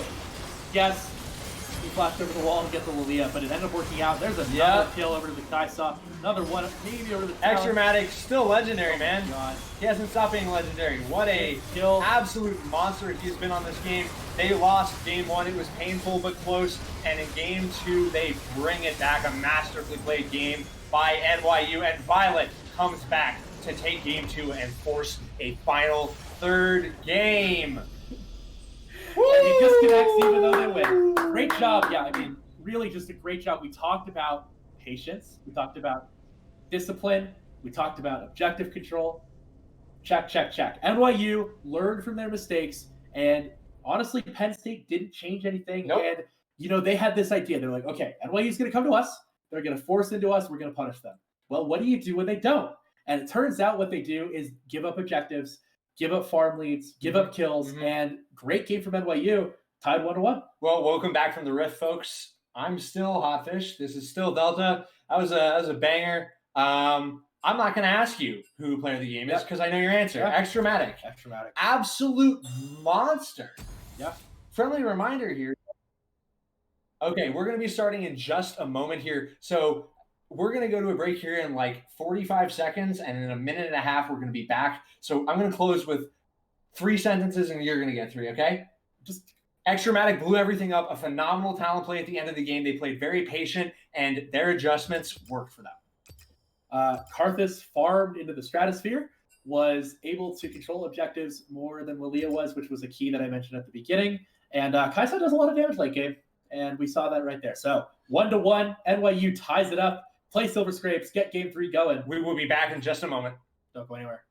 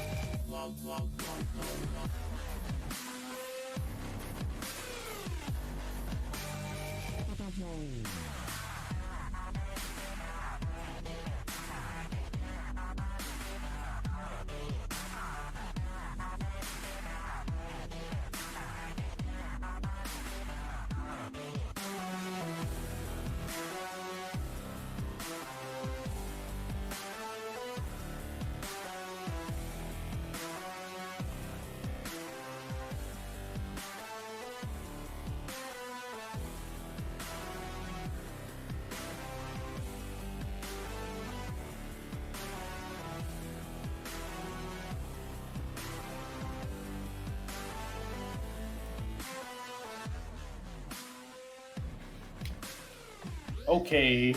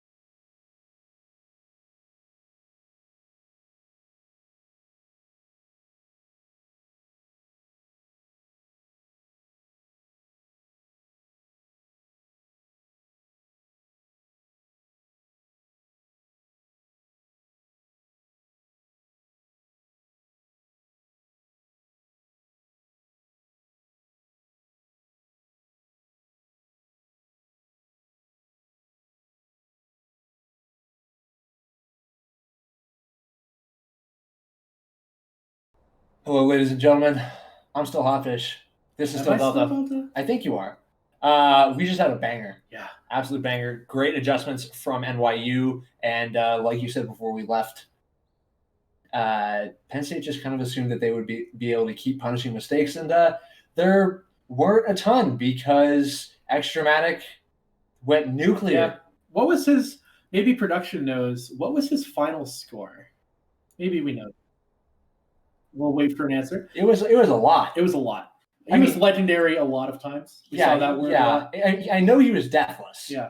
Fun fact, we know Extramatic. He is a drama major, unsurprisingly. And his favorite champion is Ezreal. Sure. Which we will not be seeing on this patch because it sucks.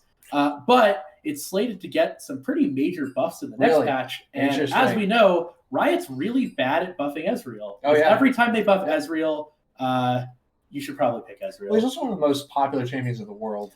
As far as I know, he is second only to his in-lore girlfriend, Lux. So there you go. Yeah, I mean, it blows I like how much you hated that. It blows my mind that Lux is the most popular champion. I guess it's accessible. It's not boring. But I mean, the way that I like to play the game just involves none of the Lux kit. Look, let's say there's a champion that has only the ability polymorph, okay? But it's on no cooldown. Would you play it? Yeah. Is that champion good? It's probably good. Is it Lulu W or is it just polymorph? Just polymorph. Oh, so it's not the other half? No. All you get, you're just running around. I like Q poking people. I like ulting people. I mean, like, the things that I like to do in League of Legends are like make plays. Right. And I understand that, that Lux can certainly do that, but my problem with the reason that I'm so unattracted to playing Lux is that she's immobile and she has long cooldowns. Okay. Yeah, sure. But anyways, let's stop talking about Lux. So once again, despite the fact that Penn State had a side selection this game, we'll be running it back again. Once again, NYU will be on blue side. You mentioned some fun facts there about Extramatic. Why don't we talk about some of the other players on our lovely NYU team? Well, I'd like to also highlight Doubt in that game on the Karthus. Oh, yeah. Like I said, we didn't give him enough credit. Man, he was brutal. Doing so much damage. As I said at the beginning of the cast, he actually finished as the second best Eve on the ladder last year at 17 years old. Wow. So he's at 18. He is a started business freshman this year. Huge addition to the team. Sure. I mean, we have a couple of grad students. We have a couple of younger players. But, I mean, getting a superstar freshman jungler is the kind of thing that keeps your league team relevant. Oh, yeah. Right? So great to have him on board. We have a couple grad students as well, Loki Parkour and Daweed, respectively, grad students. So, great to have a variety of NYU students alongside. Absolutely.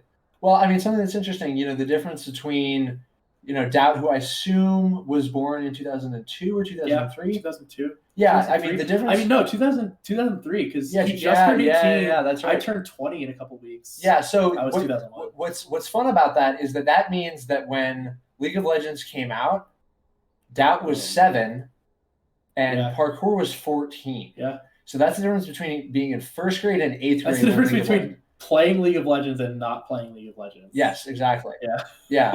I mean, something that happened when it became the year 2020 is that I realized that I'm as far from being 30 as I am from playing Halo Reach for the first time. And that's really, nagged on me ever since. Sure. We're closer to 2040 than we are to 1990. Okay, moving on. We're actually closer. Here's a good one. We're closer to 2050 than we are to 1990, actually. Okay. Who's the best champion in 2050? Who's the best champion in 2050? And why is it probably still some nonsense? It's probably whatever came out in 2050. How many years is that? Okay, so let's say there's 20 game devs and they each add 30 years. They're 200 years now, so it's about 5,000. I did not do any of the actual math. Okay. We're back into Champ Select. Thankfully, Champ Select doesn't involve math, but it does involve the same bands as previous Olaf and then Pantheon. Yeah. I guess they're really scared of Parkour's Pantheon. Yeah. Well, I think banning Pantheon is fine because Selenic plays it, Doubt plays it, Parkour plays it, and Daweed plays it. Yep. So why not ban 4 champions for the cost of 1? we will see that Rumble and the Hecarim. I mean, Panthers has been in this like perpetual state of bustedness. Yeah, it's really interesting because Hecarim is, I think IED's like comfort pick, but they're choosing red side and deciding to ban it away in favor of getting that last pick at the end. Sure. So we'll see what adjustments are made. I think that's a good choice. I think that's fair. Yeah, we've seen 2 really good Kai'Sa games from Extramatic. What are they giving? What did they usually end their bans with? Well, they banned Karthus one time, and the previous time I believe we have the screenshots. The Evelyn is up for Evelyn. Okay, so I could see that getting picked right away. I think you can first pick. Well, I don't know. Can you first pick the Evelyn?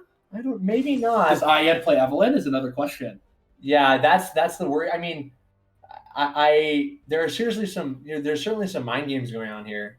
If this gets floated, I imagine their thoughts it won't make it through second bans. Yeah, I mean, let's be very clear. It's not going to make it through. And Karthus probably won't either. So yeah, we'll see what happens. And you can see they're tanking on it here. I think the Nautilus priority is fine as well. Yeah. We've seen that have a huge impact. So I like NYU prioritizing that.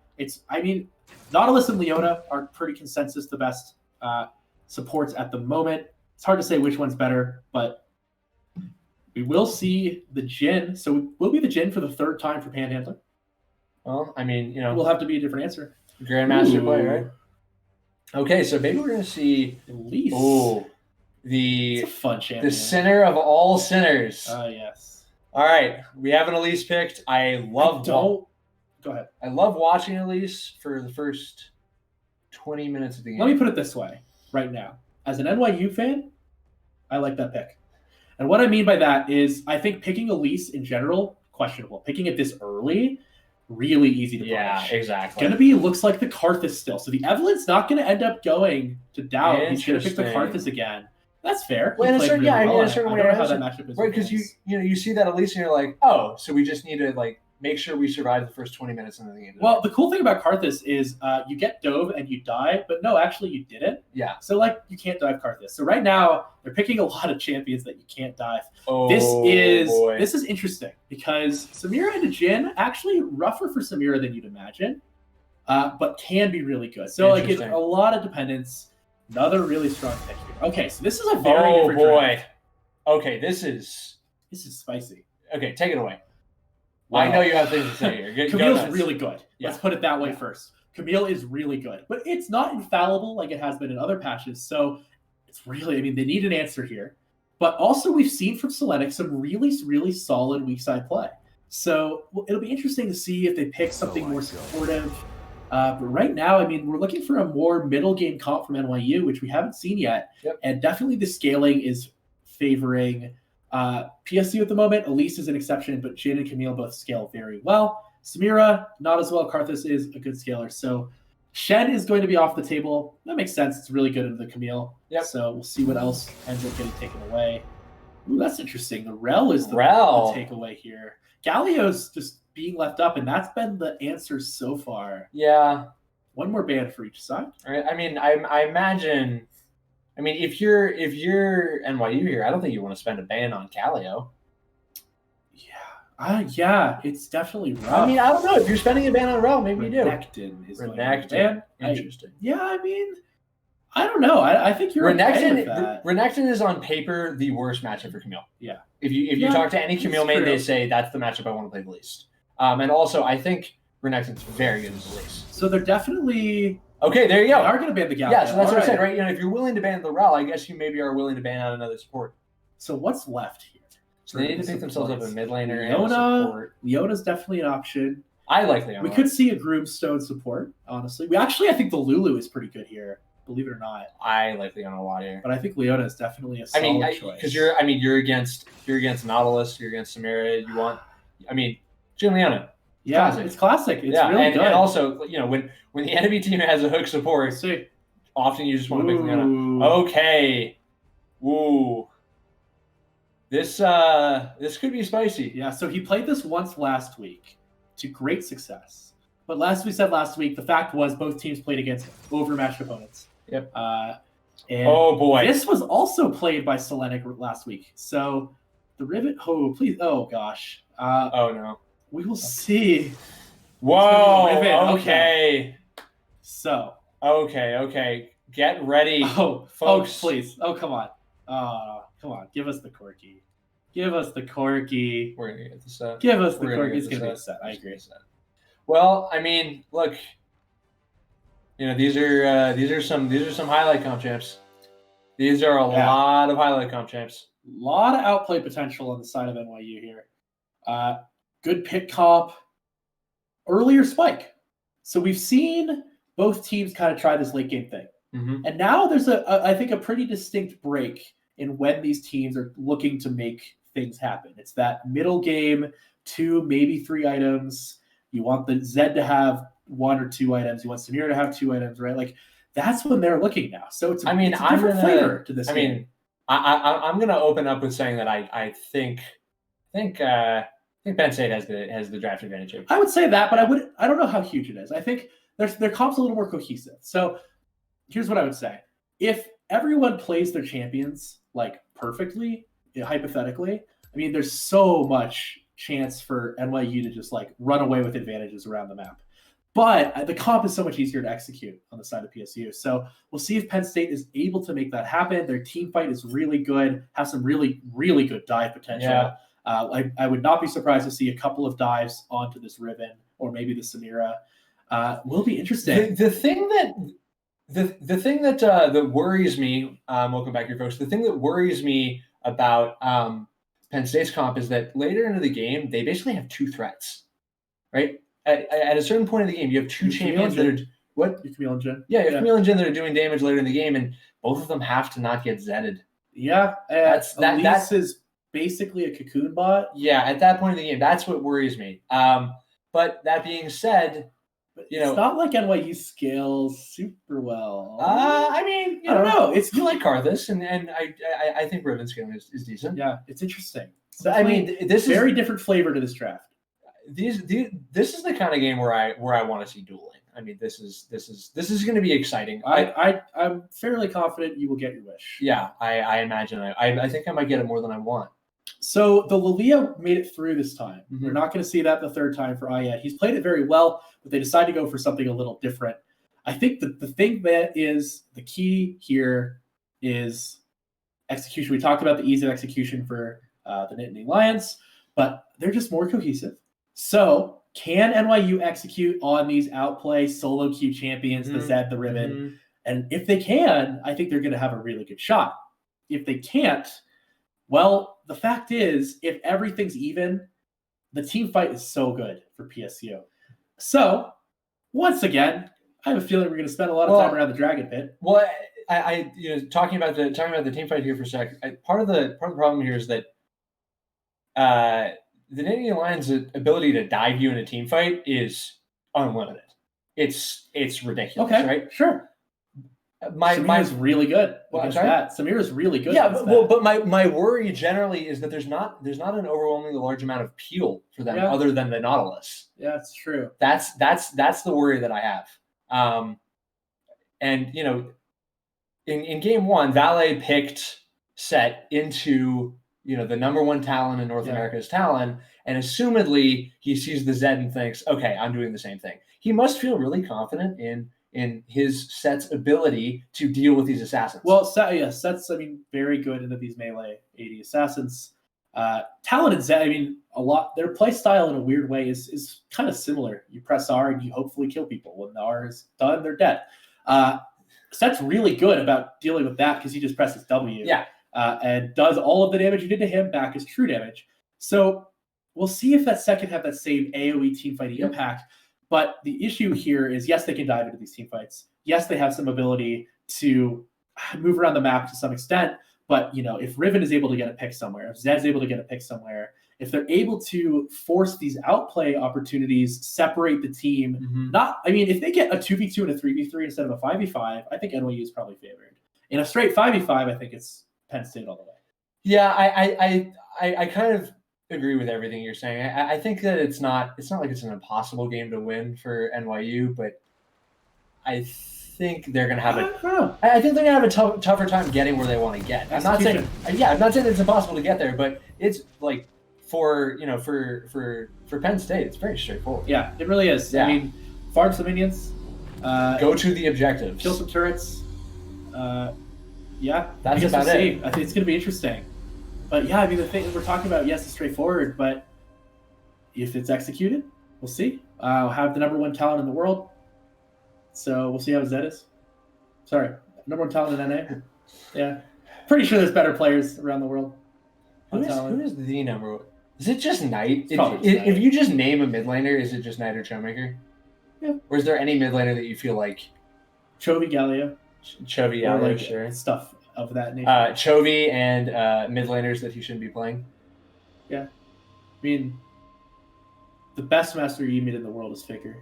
Yeah, because he's the only one who's played. Well, I've said before, and I really believe this. I think you can draw direct understanding of the overall strength of a champion in the mid lane, directly correlated with how many times Faker has played it throughout his career. He's played a lot of LeBlanc. He's played a lot of LeBlanc. He's played a lot of Orianna. No, his most played is Azir. Yeah, Azir, Orianna, LeBlanc, he's played a ton of those, right? But hey, has Master Yi been a mid laner?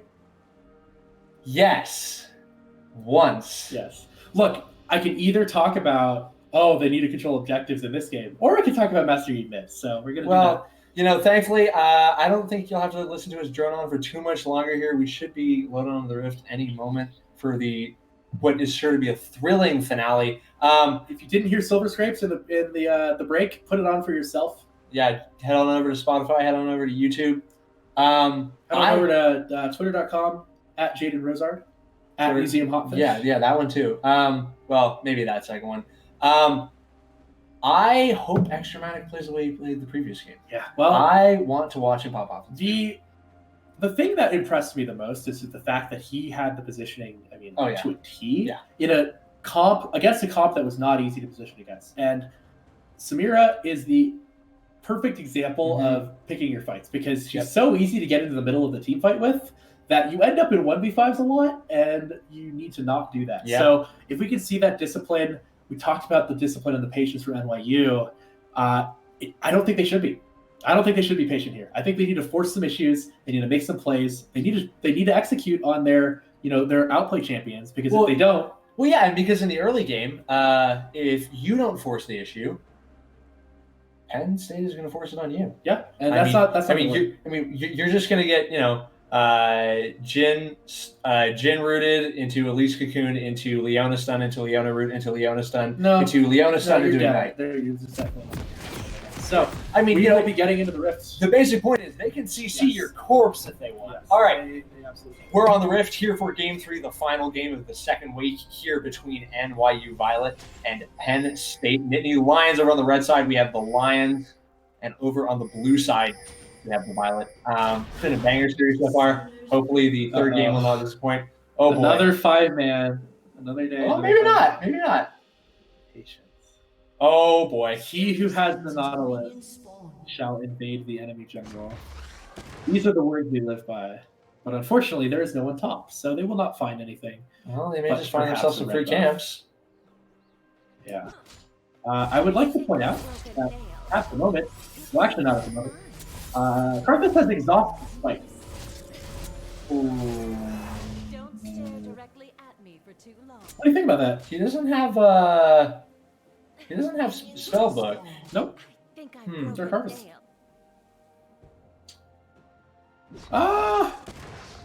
Yeah. On the other side, Camille has Ignite Teleport.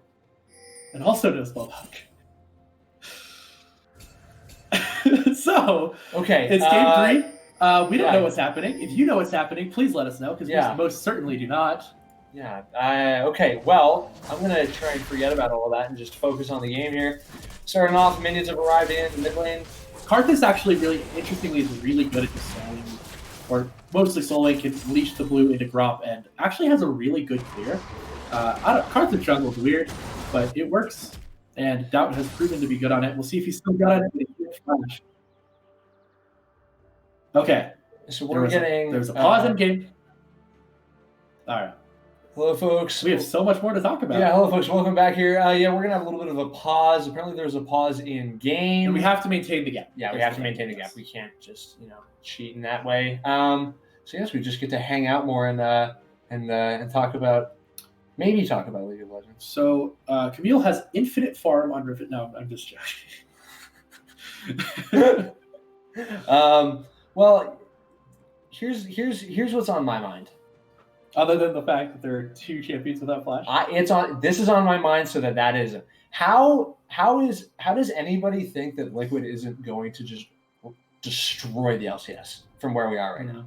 I mean, like, I understand that people are like, oh, Perks. Like, yeah, Perks is really good. I'm not denying that. But yeah, if you look at the Liquid lineup, they have arguably the best player or the second best player in every position. And in 3 of them, I don't think it's an argument. Yep. They have the best top laner, the best support, and the best ADC. They have, somewhere in the realm of the second best jungler, and they have cleanly the second best mid laner. Yeah. Their roster. I would say right now he's the best mid laner. Yeah, Perks has had a rough time so far. So who's the best team in the world? Who's the best team in the world? I mean, I need It's a reason. top. What, top? Yeah, who is it? What do you think? I need a reason why it's not Damwon. Yeah, okay. Actually, yeah. I mean, the way that they played was just... Damwon top. Hanwha? Hanwha looks really good right now, actually. Yeah, I mean, the way that... G2? What'd you say? G2? No. I mean, they're up there. Well, you have a take about the It's not best... like they got worse. No, I mean, weirdly, they got rid of the best Western player of all time, and their roster got a better ADC. Yeah, so, I mean, yeah, Perks is the best Western player of all time, and Reckless is the best Western ADC of all time. Yeah, so, I agree with that. But, I mean, you have an interesting take about who the best ADC in the world is right now. I don't think it's a take. I mean, I will argue about this. I think it's Gumayushi, hands down. Gumayushi, the new prodigy on SKT. Yeah, he's just nasty. He's just technically perfect. He hasn't missed a minion in like 7 years or something. I don't know. That's not a real stat, but it might be. Well, speaking of not missing minions, yesterday Perks at 22 minutes. Sorry, excuse me. 18:30. Yeah, 18:30. Had 231 farm. Yeah, that was impressive. Yeah, that was. I mean, that's the kind of Perks that. And then proceeded to blow every Yone ult for the rest of the game. Well, but I think that's the kind of thing that we expect from an NA Perks game, right? Yeah. Like, he should just be smurfing. Yeah. Right. If you told me this time last year, yeah, we're gonna be getting back into the game here in just a moment. If you told me this time last year that DeMonte Perks was gonna be close, I would have called you an idiot. All right, we are back. Ribbon will look to close that farm lead in the top lane. I think I'm funny even if no one else. You held that joke the whole time, didn't you, huh? Oh my god. Okay. So down in bottom lane, there's actually this bottom lane is weird. It kind of has this like race to level 2. Ooh, hardcore getting kind of blown up here immediately. All right, so level 1 in the bot lane, like you said, race to level 2. It is looking like it's going to be the Samira first. It is level 2 first for Camille, but Ribbon actually winning the trade, even though they're a full level down. And so far, nothing too much happening. So, Samira and Nautilus will get to that level 2. Ribbon is going to get that level 2 off that minion. And yeah, we'll see if the first blood happens again in the top lane. There's been a lot of early kills in the top lane. Yeah. Ooh. Okay, down in the bottom lane, the Nautilus of Dewey does get rooted up there. No heal. And goes back in with a hook, and oh my god, he's not going to survive. But neither. Oh, first blood of Samira though. First blood barely goes on to Samira, and now Pathfinder's. Oh my god. Panhandler there by the skin of his teeth ends up going to gray screen, and that's 2-0 straight into the pocket of Samira, including the first blood. But Selenic now is so low. He's getting dove, and this is exactly what we talked about. 3 people come top lane, and good aggro leech. Okay, but look. Loki Parkour here trying to, get some return fire, maybe going a little bit aggressive. He is not shy about getting in there with some stuff. Absolutely not. Yeah, he is not worried about blowing that flash to make something happen, even if there's probably nothing to do. Something. I took the whole summoner spell. I'm going to use the whole summoner spell. Look, it's on a 5-minute cooldown, so that means it should be up at 5 minutes, 10 minutes, 15 minutes, and 20 minutes. All right? This is how this works. All right, Hex Flash on Zed. No, I'm kidding. So, 2-2. I mean, hold on. If you look at the summoner spells in this game, that gets a lot less crazy. Yeah, I'd be like, all right, Hex Flash on Zed, whatever. So, the big thing here is Samira got a dirty double kill in the bot lane. We talked about X-Dramatic being the X factor for NYU, and 2 early kills on Samira is definitely scary. Yeah, it's 4 minutes and he has a new quiver. Yeah, that's not good. Jeez, that's not good at all. Well, and if you're Panhandler there, you're gonna feel so bad, right? Because like you know, 2 frames separated you from getting first blood. Yeah, I actually am surprised at that. Yeah. There. Okay, so Icefire just has to back off here. Feels cool. Yeah. Feels just gonna get away. And by have to, I mean just gets to for free. Okay, so Athletic. 6 sets there. Did not have a ward there, and we're gonna see another engage here. Dweed goes in, gets the root on, and Panhandler might just go down here, but Extramatic being really careful, being really patient. I like that. And in that first, I'd just like to go back to that first fight real quick. There actually is no heal on the side of NYU's bot lane, so that heal would have been a difference maker there. As we see a skirmish. Ice Flower's okay with it though. Yeah, Ice Flower is just absolutely botting him. Oh, Doubt now is here. No flash on Camille, but the Ignite's gonna be enough. Will it? Yes. Oh, great shield. Oh my god. Unbelievable play coming out here from the top side. And finally the Karthus bubble out of doubt does it. Selenic absolutely treading the razor's edge there to keep himself alive. Unbelievable. This top lane has delivered highlights every single game. Well, we talked about NYU executing on outplay champions. Well, we've seen that so far. We just did. And that is really, really well done. So, another kill going to the side of NYU is going to be a first dragon, though. The first time it's going to be the first dragon on the side of PSU. The Nittany Lions will pick up the first one. It is going to be a Cloud Drake. And maybe if we could get the full overlay back up, I'd love to see what level people are. Because I believe, Karthus is 6. Yep. And Elise is 4. Yep. Well, it's worth noting, I don't think that is actually very indicative of one of them being ahead or behind. Karthus has 20 farm up on the Elise. In this, I mean, I don't know. I think Elise is just supposed to permagank early, right? Like okay. You know, but Karthus being ahead early on an Elise is still scary. I think you're always supposed to be ahead in farm. I don't think you're supposed to have a kill. Yeah, that's the difference. An assist. Yeah. Someone's dead. Yeah. Do we just? I don't know. Yeah, for free. Up in the top lane here, still we have Selenic and Ice Flower just continuing their brawl. The spacing from Selenic, he's obviously comfortable. It's really, really nice. Yeah, this is great. Still a level down. It's not letting Ice Flower have anything. No. Speaking of not having anything here, the set once again forced back under his turret, but I don't think it really matters. I think Porcoro might be trying to stack these, but I don't know how well that's going to go. We see Camille roaming down from top lane here. There's not really river vision. This could be bad. Zed has all the escapes though. There are 4 champions converging on Parkour's position right now, and a really well. Oh boy, that's all you need. Has the Master 7 on the Zed too. I would like to actually point out, good on Penn State there. They didn't actually end up losing that much for doing that. Nope, the wave was pushed at top. Jin is farming bot lane. Like, there's not actually a lot of opportunity cost. You're absolutely right. But good job. Also, nothing burned on the side of Loki Parkour. Yep. And really even so far. About a 2K gold lead though, and that is mostly in the Samira's pocket, which is definitely scary, and Karthus as well. A little bit of an advantage in the gold department. So we'll see where that goes. Set actually hasn't backed at all yet. He just has that Doran shield at the moment. And it will look like going to farm up this wave. So right now the difference is the Samira and 1 dragon going the other direction. As we see Samira about 500 gold up there. A little bit of a gold advantage. Oh, actually a lot. 800 gold in the jungle. Yep.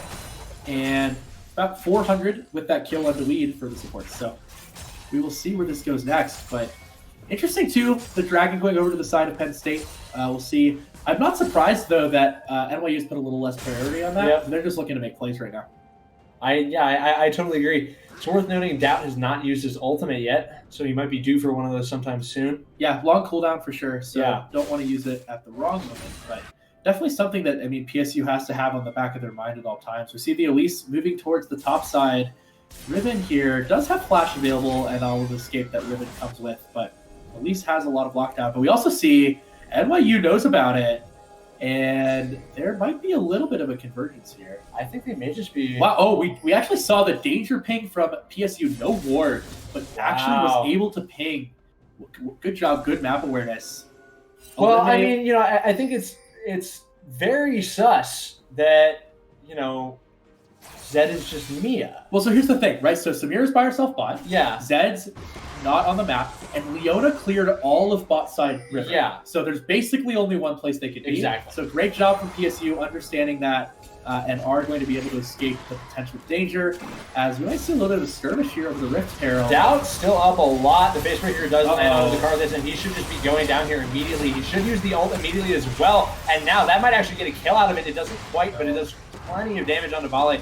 Vale was burning there for just a moment, but I think they're just going to have to back off. Selenic does get stunned up there, and I think he may go down as well. The root goes in from the Nautilus, and now over on the other end, looks like Elise is going to end up going down as well. The ultimate comes out to Weed, and oh my lord, Parkour himself walks away with a triple kill. This is a serious snowball developing. That's a huge play for NYU.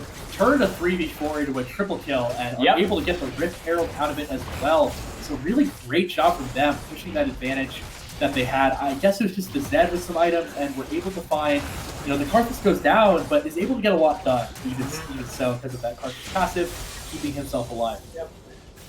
So 3 kills onto low-key Parkour. Rift Herald will be picked up for Extramatic, and is going to probably look to push that top side. Might just drop it right away, we'll see. So yeah, great job from NYU so far. Understanding that they have to push the tempo a little bit more this game, and really doing a good job of that. Absolutely. It looks like for about half a second here, we're gonna have a lane swap. I don't know. It's gonna be an 11-minute eclipse for Zed, so that's definitely scary.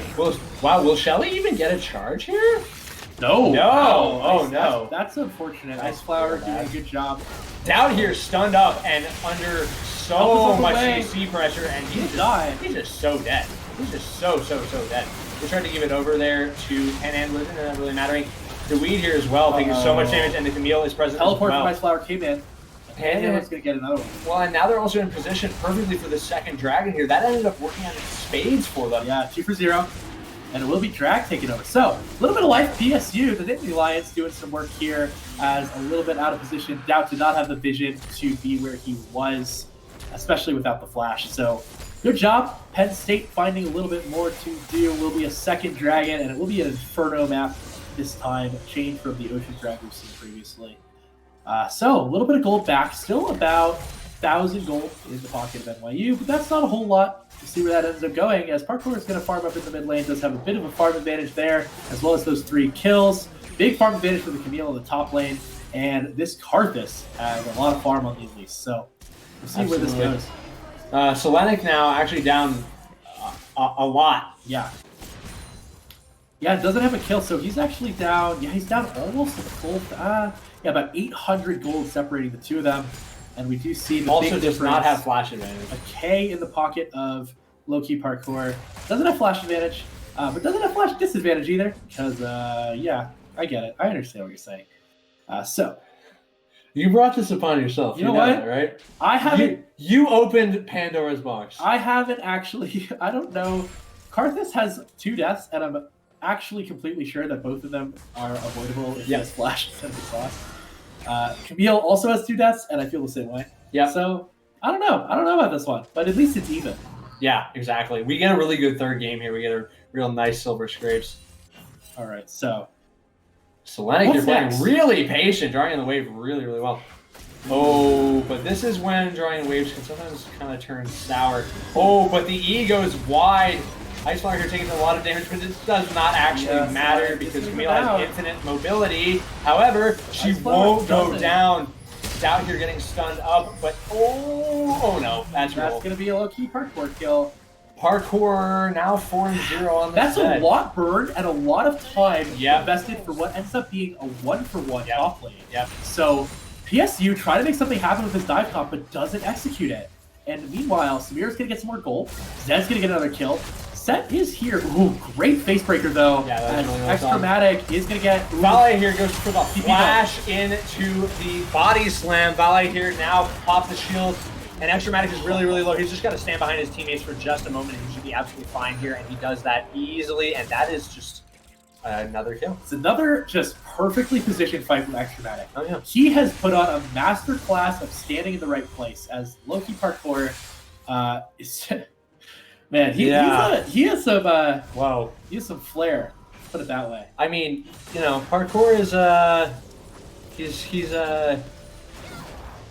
certainly got style, you know? Yes, exactly. NYU has opened up a 3,000 gold lead now, so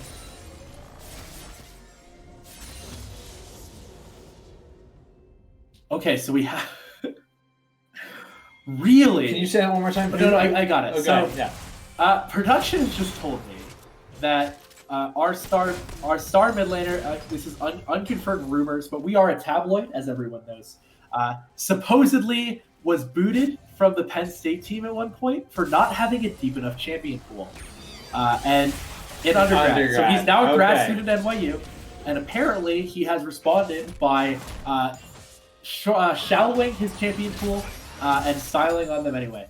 Well, I mean that makes what was so far the play of the series to me even more. It also explains a lot of the BM. I mean, but you know, like parkour appears from the other side of the map to just completely delete one of the Penn State players, and now I understand all the I get it. I get why he's so aggressive. aggressive. Aggression. If we have a skirmish here in the mid lane. Speaking of aggression, the lead here is completely CC'd up, and like I said, they can CC your corpse if they want to, but no, I think they're just going to take the mid lane. Yeah, the weed unfortunately is going to get caught out. Definitely a little awkward as the third dragon. So actually, this is, you know, we talked about, okay, NYU maybe not going to put as much priority on the dragons. Well, you need to put some now. This is about to be soul point. Yeah, this is 16 minutes for Penn State. That's definitely scary. So we'll see if they're able to contest this. But Nautilus actually is back up. They haven't been able to start this up fast enough to force it. And Camille does have the TP in the top lane, so will be able to come down if there is a fight. So we'll see what happens. Well, it's just a little bit of positioning. I mean, you know, something that's on Penn State's side here is that Elise is a lot better at smite fights than Karthus. Yeah, Camille's just on this turret though. So all this posturing for NYU is just costing them this gold top lane. Aren't able to do anything about it. You see all the pings. They want to engage her. They're trying to go in. Oh, Parkour is going in. He's trying to do some damage. Has to back off. But here in the center, there's so much damage going down. Parkour is back in the back line. The death marker's been popped. The weed is so low. There goes the Samira ultimate. And another stun lands coming from Leona. So much damage. And somehow Extrematic is still alive. He's completely full HP. Wow. He gets 2 kills. And that should just be that. They completely forced Penn State off. And the TP came down. And Camille ended up just TPing in and then just dying. So huge tempo play. NYU is going to get the dragon, a crucial dragon here, and are going to open this up again to a 3,000 gold lead, 2 kills onto the Samira, and are now going to look to push this mid turret. So NYU making a huge play, showing patience. Oh yeah, waited for the right moment to force that fight. The lead again hitting a huge hook. Oh! Oh, Extrematic though, able to get out. Man, has he died? He died, I think, once or twice the first game. No, he died twice game 1. That's it. That's it, though. That's it. Really impressive stuff. I appreciate what Ayad was trying to do there. Yeah. But I think Dweed was about, you know, an inch of mousepad space away from that just being Ayad. Yeah, that's really close. I mean, he flashes in, doesn't hit the hook. So they're now looking for Shirley, which is the second Rift Herald of the game. It is going to reset, but they're waiting in this bush for someone unsuspecting. Okay, so it's both of the CC abilities though. Yeah, 2 CC abilities go wide. No worry though, Leon Ultimate is on like 0 cooldown at this point. Okay, that's a really early stopwatch, and he ends up getting punished for it. The ult does get blown here. The Samira is here. Extrematic, if he wants to completely delete this fight. The weed is so low, and he does go down. A really fun. This Inferno Trigger. The Inferno Trigger goes down, doing so much damage off of the Riven CC ability, and now Parkour, he wants more blood. He wants revenge for getting booted. The set is back there just hanging out, but I mean, again, good patience, just good, you know, so far, return. Is a 2-for-1, actually, PSU winning that trade has... Parkour does not really have the HP to chase this. No. But Selenic... Yeah, that could have been so much more. Back off. That was really close to being more. The Inferno Trigger was huge from Samira, but was only able to pick up the 1 kill. Doesn't have the Collector quite yet to finish off those low health enemies, but will have it fairly soon. 5-0-2 on this Samira. 5-0-1 on this Zed. And again, I would just like to say another good weak side game for Selenic. Has given up a couple of kills, but not really things I think he could have avoided. And a good job, not giving up too much of an advantage. Elise is 6-1. Yep. So that's scary. But that's about it. That's about all that they got going for them. 2,000 gold, so they narrowed it a little bit. Again, the Dragon advantage. Interestingly, we're about 20 minutes into the game. Every turret is still on the map. So we'll see. And it is going to be now, Rift Herald is not going to be takeable with Baron spawning here in just about 20 seconds. So. Well, the thing that's notable about Elise having those 6 kills is Elise is now entering the window where she needs to translate that gold advantage to her other teammates. It needs to be distributed. Yeah, she needs to put that elsewhere because pretty soon it's not going to be that helpful. Yeah. I mean, in addition to that, a lot of NYU has a very easy time itemizing MR. Shieldbow isn't literally MR. No, but it's EHP, right? It's in the same direction. Riven might be in trouble. Riven certainly could be in trouble. I think it's going to be okay. Can NYU react and get something else off of this? I hope so. Selenic here backing away, gets Facebreaker back into the turn, manages to dodge it, and now the Nautilus is here. Selenic is alive for just a moment. I don't know how much longer that's going to be.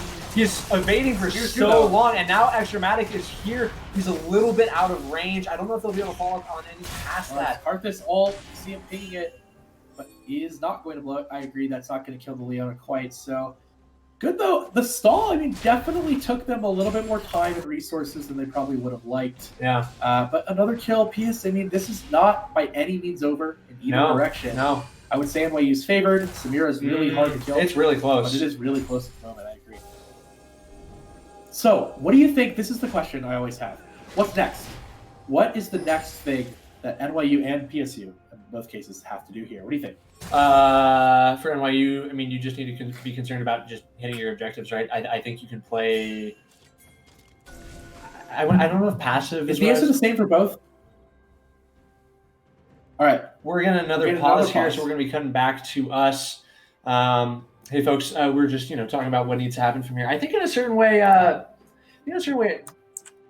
it's just a 25-second pause, so we won't be here for too long. I wouldn't say that I think that NYU could play passive, but I think they can play steady. I think they can just keep doing what they're doing, farm, play around objectives. Whereas I think there's a lot of pressure. Like you said, Elise needs to convert. Yeah, she has to. She has to turn this lead into leads for other people. Yeah, you can't, because if this gold's all still on Elise exclusively 10 minutes from now, it's really hard, right? It's really, so you need some set. You need Jin. I think it's really a big one. Camille will be okay, but I think NYU has done a great job of shutting down this Camille in 1 and 5.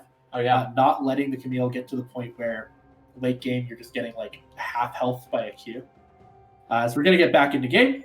So here we go. All right, and we are back in. The fact that this Camille is really having a hard time playing the game is unbelievable, given the fact that at a certain point she was up a level and a half and 30 farm. Production, could we get objective timers? Is that achievable? Great. Okay, so we'll see when this dragon is coming up. Okay, there you go. 15 seconds. Okay, so this one's big. This one's really big. Big, but not crucial in a weird way. Like, NYU would love to get something happening here. But if it goes wrong, you don't want to force. So you talk about being steady. Losing a fight here is not worth. And here's the thing. Yeah. PSU gets dragon here. That means you get to basically, soul in 5 minutes.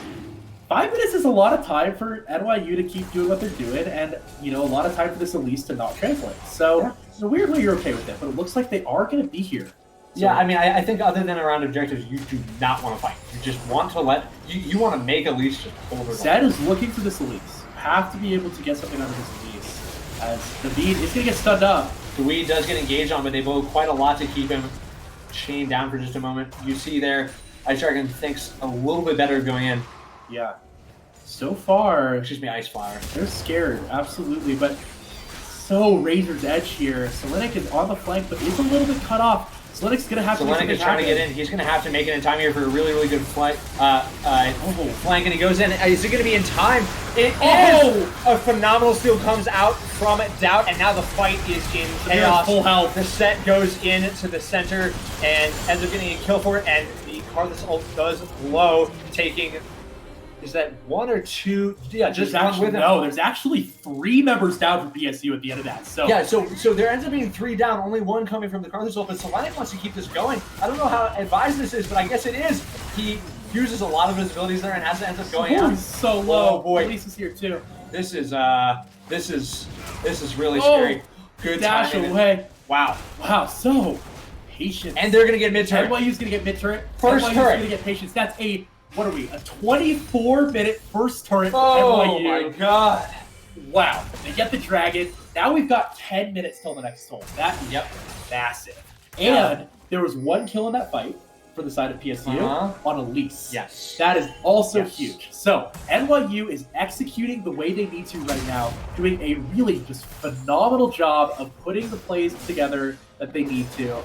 It's not perfect, but Samira's huge, Zed is huge now, and Elise is struggling already. We see that Elise has these 2 items, maybe has 2.5, but I think the problem is going to be Elise at some point here doesn't do a whole lot. Nautilus can just shut it down. Zed can just execute you. Yep. Absolutely. Yeah. And for those keeping track at home, Extramatic is still not dead. Yeah, he hasn't died now in 2+ games. He did die, as we said, in the first game, but was perfect last So we're game. sitting on what, like 40, probably more like 50 minutes of game time, including the first one?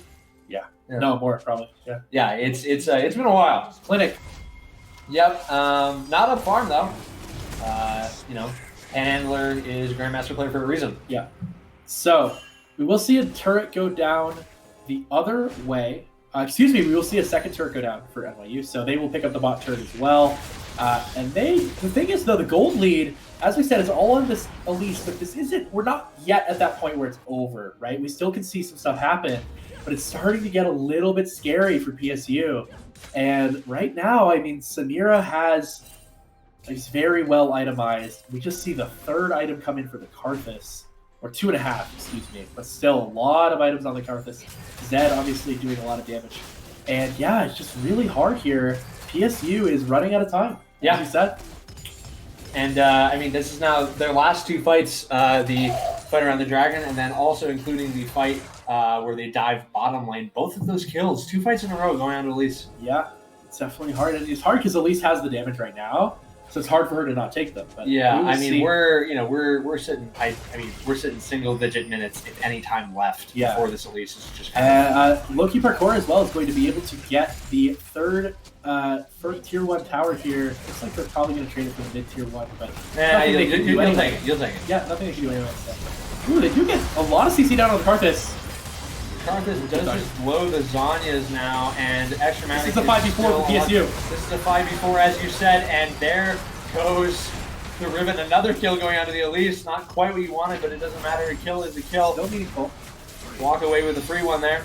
Yeah, so they do recognize that they have the advantage of Zed top and are able to get something out of it. We will see. They're looking towards the Baron. They might be able to get this, but it is definitely scary because 1 pick changes all of this. So we will see. NYU, though, has to be careful with this 4v5. Dweed here, a little bit caught. You can see Vaya is running towards Good job there. Able to get out. Gets up again. I don't know if he's going to be able to make it out of this, but I don't know how much NYU cares. Unfortunately, on the other side of the fight, Parkour goes down.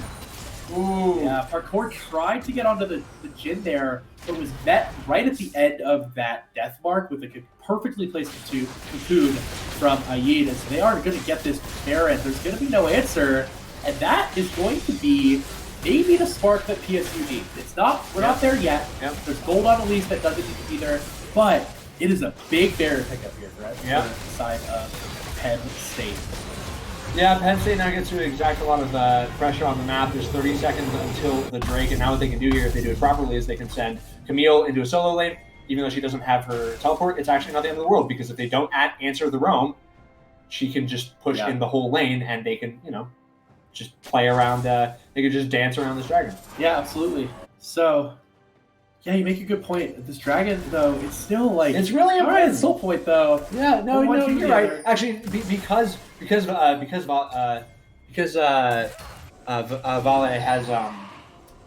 Vale has teleport, maybe it's supposed to be him.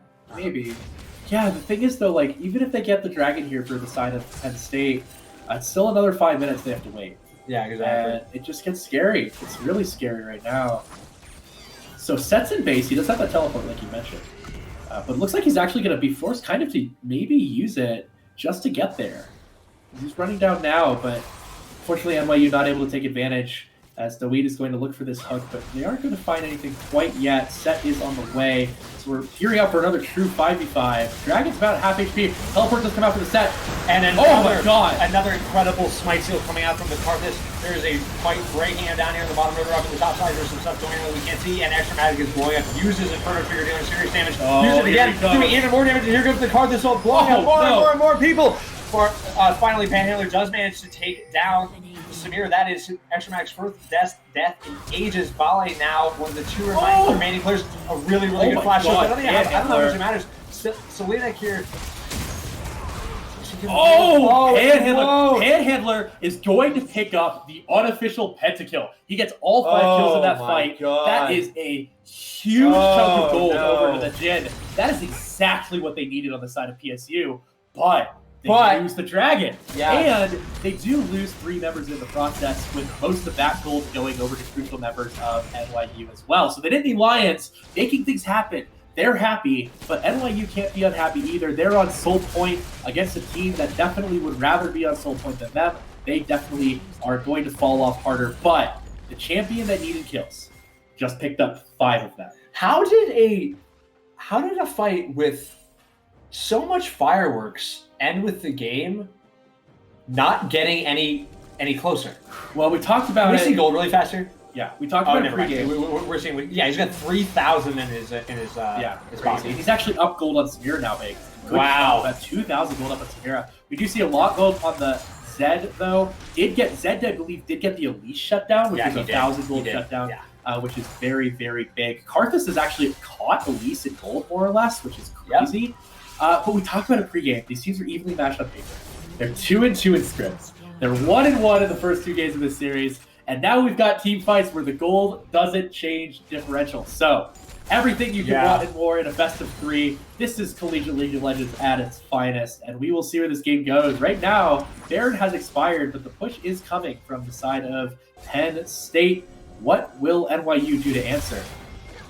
Parkour here, perhaps trying to try some of his antics from game 2 again and playing the middling where he absolutely blew it open, and I think the series started really changing. Okay, you see the suplex, they're going a little bit wide. Lennox just dead. Yeah, so Lennox probably just cannot live here. I don't know if he's tanking enough. Yeah, there you see he goes down. Dawid decides to go in, and the Camille ends up falling. Dawid trying to make his way out here, but there's just too much CC. He's not able to. Ice Flower manages to pick up another kill, and now this Camille's getting strong as well. Yeah, so 2 kills over the side of PSU. And yeah, they're getting another turret. So all of a sudden, NYU is losing a little bit of control. This is definitely scary. We will see if they're able to get more. PSU's looking at the inhibitor turret. And I think they'll probably be able to get at least the turret and see if they get the inhib itself. But still 15 seconds on those 2 members. They are going to get the inhib. And all of a sudden, PSU has taken control of the map. Yeah. And NYU is on their back foot. So definitely scary. Well, I mean, now the game has gone from, don't screw up and you're going to win to you need to get the next dragon. You have to get the next dragon. Almost 4,000 gold actually for PSU here. Yeah. So that's big. It's nuts. 130 on this dragon. It's going to come down to item timing. It's going to come down to wards. We will see who is able to win this next team fight, the all-important next team fight. Will it be NYU? Or will it be Penn State? I mean, I think what's interesting is I think for both teams, this fight has the enemy nexus in it. Maybe. It is weird. I don't know. I think Infernal Soul wins the game. I think Infernal Soul wins the game. Here's the thing. I mean, if you survive the fight. We have Infernal Soul in 1 minute. Yeah. We have Baron in a little less. Oh, boy. So there's a lot of play here for both teams. NYU could decide they need to go for Dragon, we'll take Baron. PSU can't really go for Baron. Yep. On the other hand, if they stall the Soul Point, they're not that unhappy. So there's a lot at play. Yeah. What will these teams do? We have very little time left to find out. We see Zen recalling. NYU needs to be a little bit careful. Yeah, they need to really just get set up in time for this fight because, I mean, as we've been saying for the past 30 seconds ago, this fight is so important. Seems like both teams are kind of ignoring the existence of the Baron. Yeah, Baron and Dragon actually, but there's a lot of pressure into this bottom side jungle. They're just going to push into this inhibitor turret as nothing yet happening. They're just putting on so much pressure that the objectives are going to be spawning any moment now. Baron is about to come up. We're getting some, okay. Looks PSU, though, has control of the bot side jungle completely. Yeah, there's not really a window here. Okay, oh, boy. Well, NYU now, I think they need to look Dragon. I mean, excuse me, they need to look Baron. They need to go to Baron here. They're just not going to get to the Dragon. Right now, they're getting nothing. Yeah. And that's just Dragon. No response. NYU just gives it up for free. And right now, PSU says, look, we have the items right now. We have the tempo. Let's take Baron ourselves. Yep. We know you're sitting in your jungle. Yeah. Uh-oh. Icewater says, never mind, we're just going to go straight into your jungle again and kill you, putting down so much damage onto Dwee. He's absolutely dead. Parkour going into the backline, trying to take kills down, blows the death mark, and goes golden. But it's not really yielding a whole lot. Now Panhandler is legendary, and goodbye goes the hopes and dreams of NYU so far, but perhaps there will be a bit of a turn. Oh my god. Here comes Extramatic. Extramatic is still alive. He uses Inferno Trigger, does so much damage. He's trying to make his way out. Leona, he manages to get on him, but it doesn't matter. He goes golden with a sliver of health, and here comes the Karthus ultimate. And that is it. Stopwatch from Kid. Extramatic ends up going down, and now it's a 2v1. Oh my god. Unreal. So much happening. Can they end here? I don't think so. I think Karthus can hold this. He has the wave clear. Jin is really low. There's no wave. Damage. Well, there is a wave. Excuse me. It's on its way. Nautilus is back up. Nautilus, no, they can't do it now because the wave is. And they can't take Baron. No. Oh boy. How does this keep happening? NYU is going to escape by the skin of their teeth off the back of none other than Extramatic. And one of the crucial things there is a whole lot of stopwatches burn, which is really interesting because, obviously you upgrade those items into more permanent solutions, but for the time being, there's a lot less survivability on some of these guys. Both AD carries burning the stopwatch. Now we'll see where this goes next. Baron is up. Yep. 3 minutes till the soul from either team. Yeah, right now. This is as close as it gets, folks. 2,500 gold separating the two teams. The big thing, the inhibitor is down in the bot side. The turrets are the advantage right now on the side of Penn State.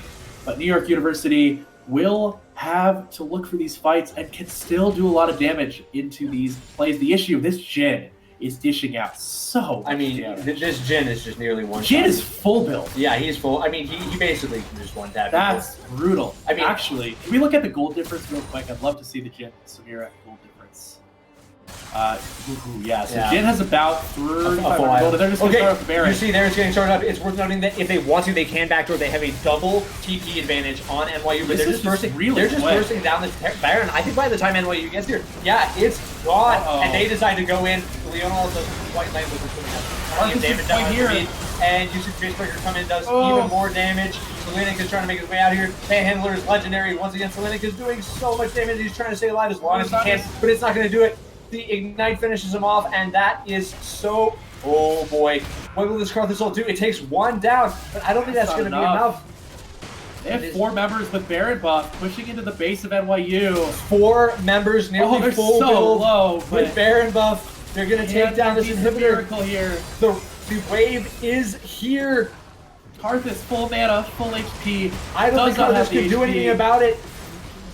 They fought so hard. They did everything they could through an incredible series. Oh my god! It's gonna get 1. It's gonna get 2. Oh my god! And down, he's somehow keeping them alive when he is dead. Oh, Nautilus is alive now. And that's the kill for Nautilus. And Doreen is here. Jin is doing his best. Panhandler is not going to get it done. He's not going to get it done. Here comes Samira. Samira. Oh, they're going to get it. And the game is saved. Oh my god! Once again. And shut down gold out of the Samira. That's 1,000 gold. That's a triple kill for Karthus. What just happened? And all of a sudden, NYU now has the advantage to get this boss side. The soul is up here in a minute. Oh my god. I would like to say some things that I cannot say on this screen. Oh, wow. Look, I'm rooting for NYU. Everybody knows that. But this has been an absolute This is a heater. banger. This is a heater. What a game. Look,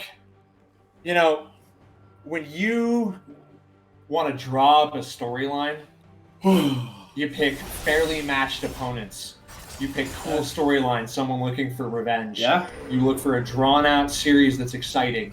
You look for highlight plays. And best of all, you look for an end that you remember. Yes. This game has been perfect. TP, okay, I'm just going to take over real quick here. So 15 seconds on the Dragon.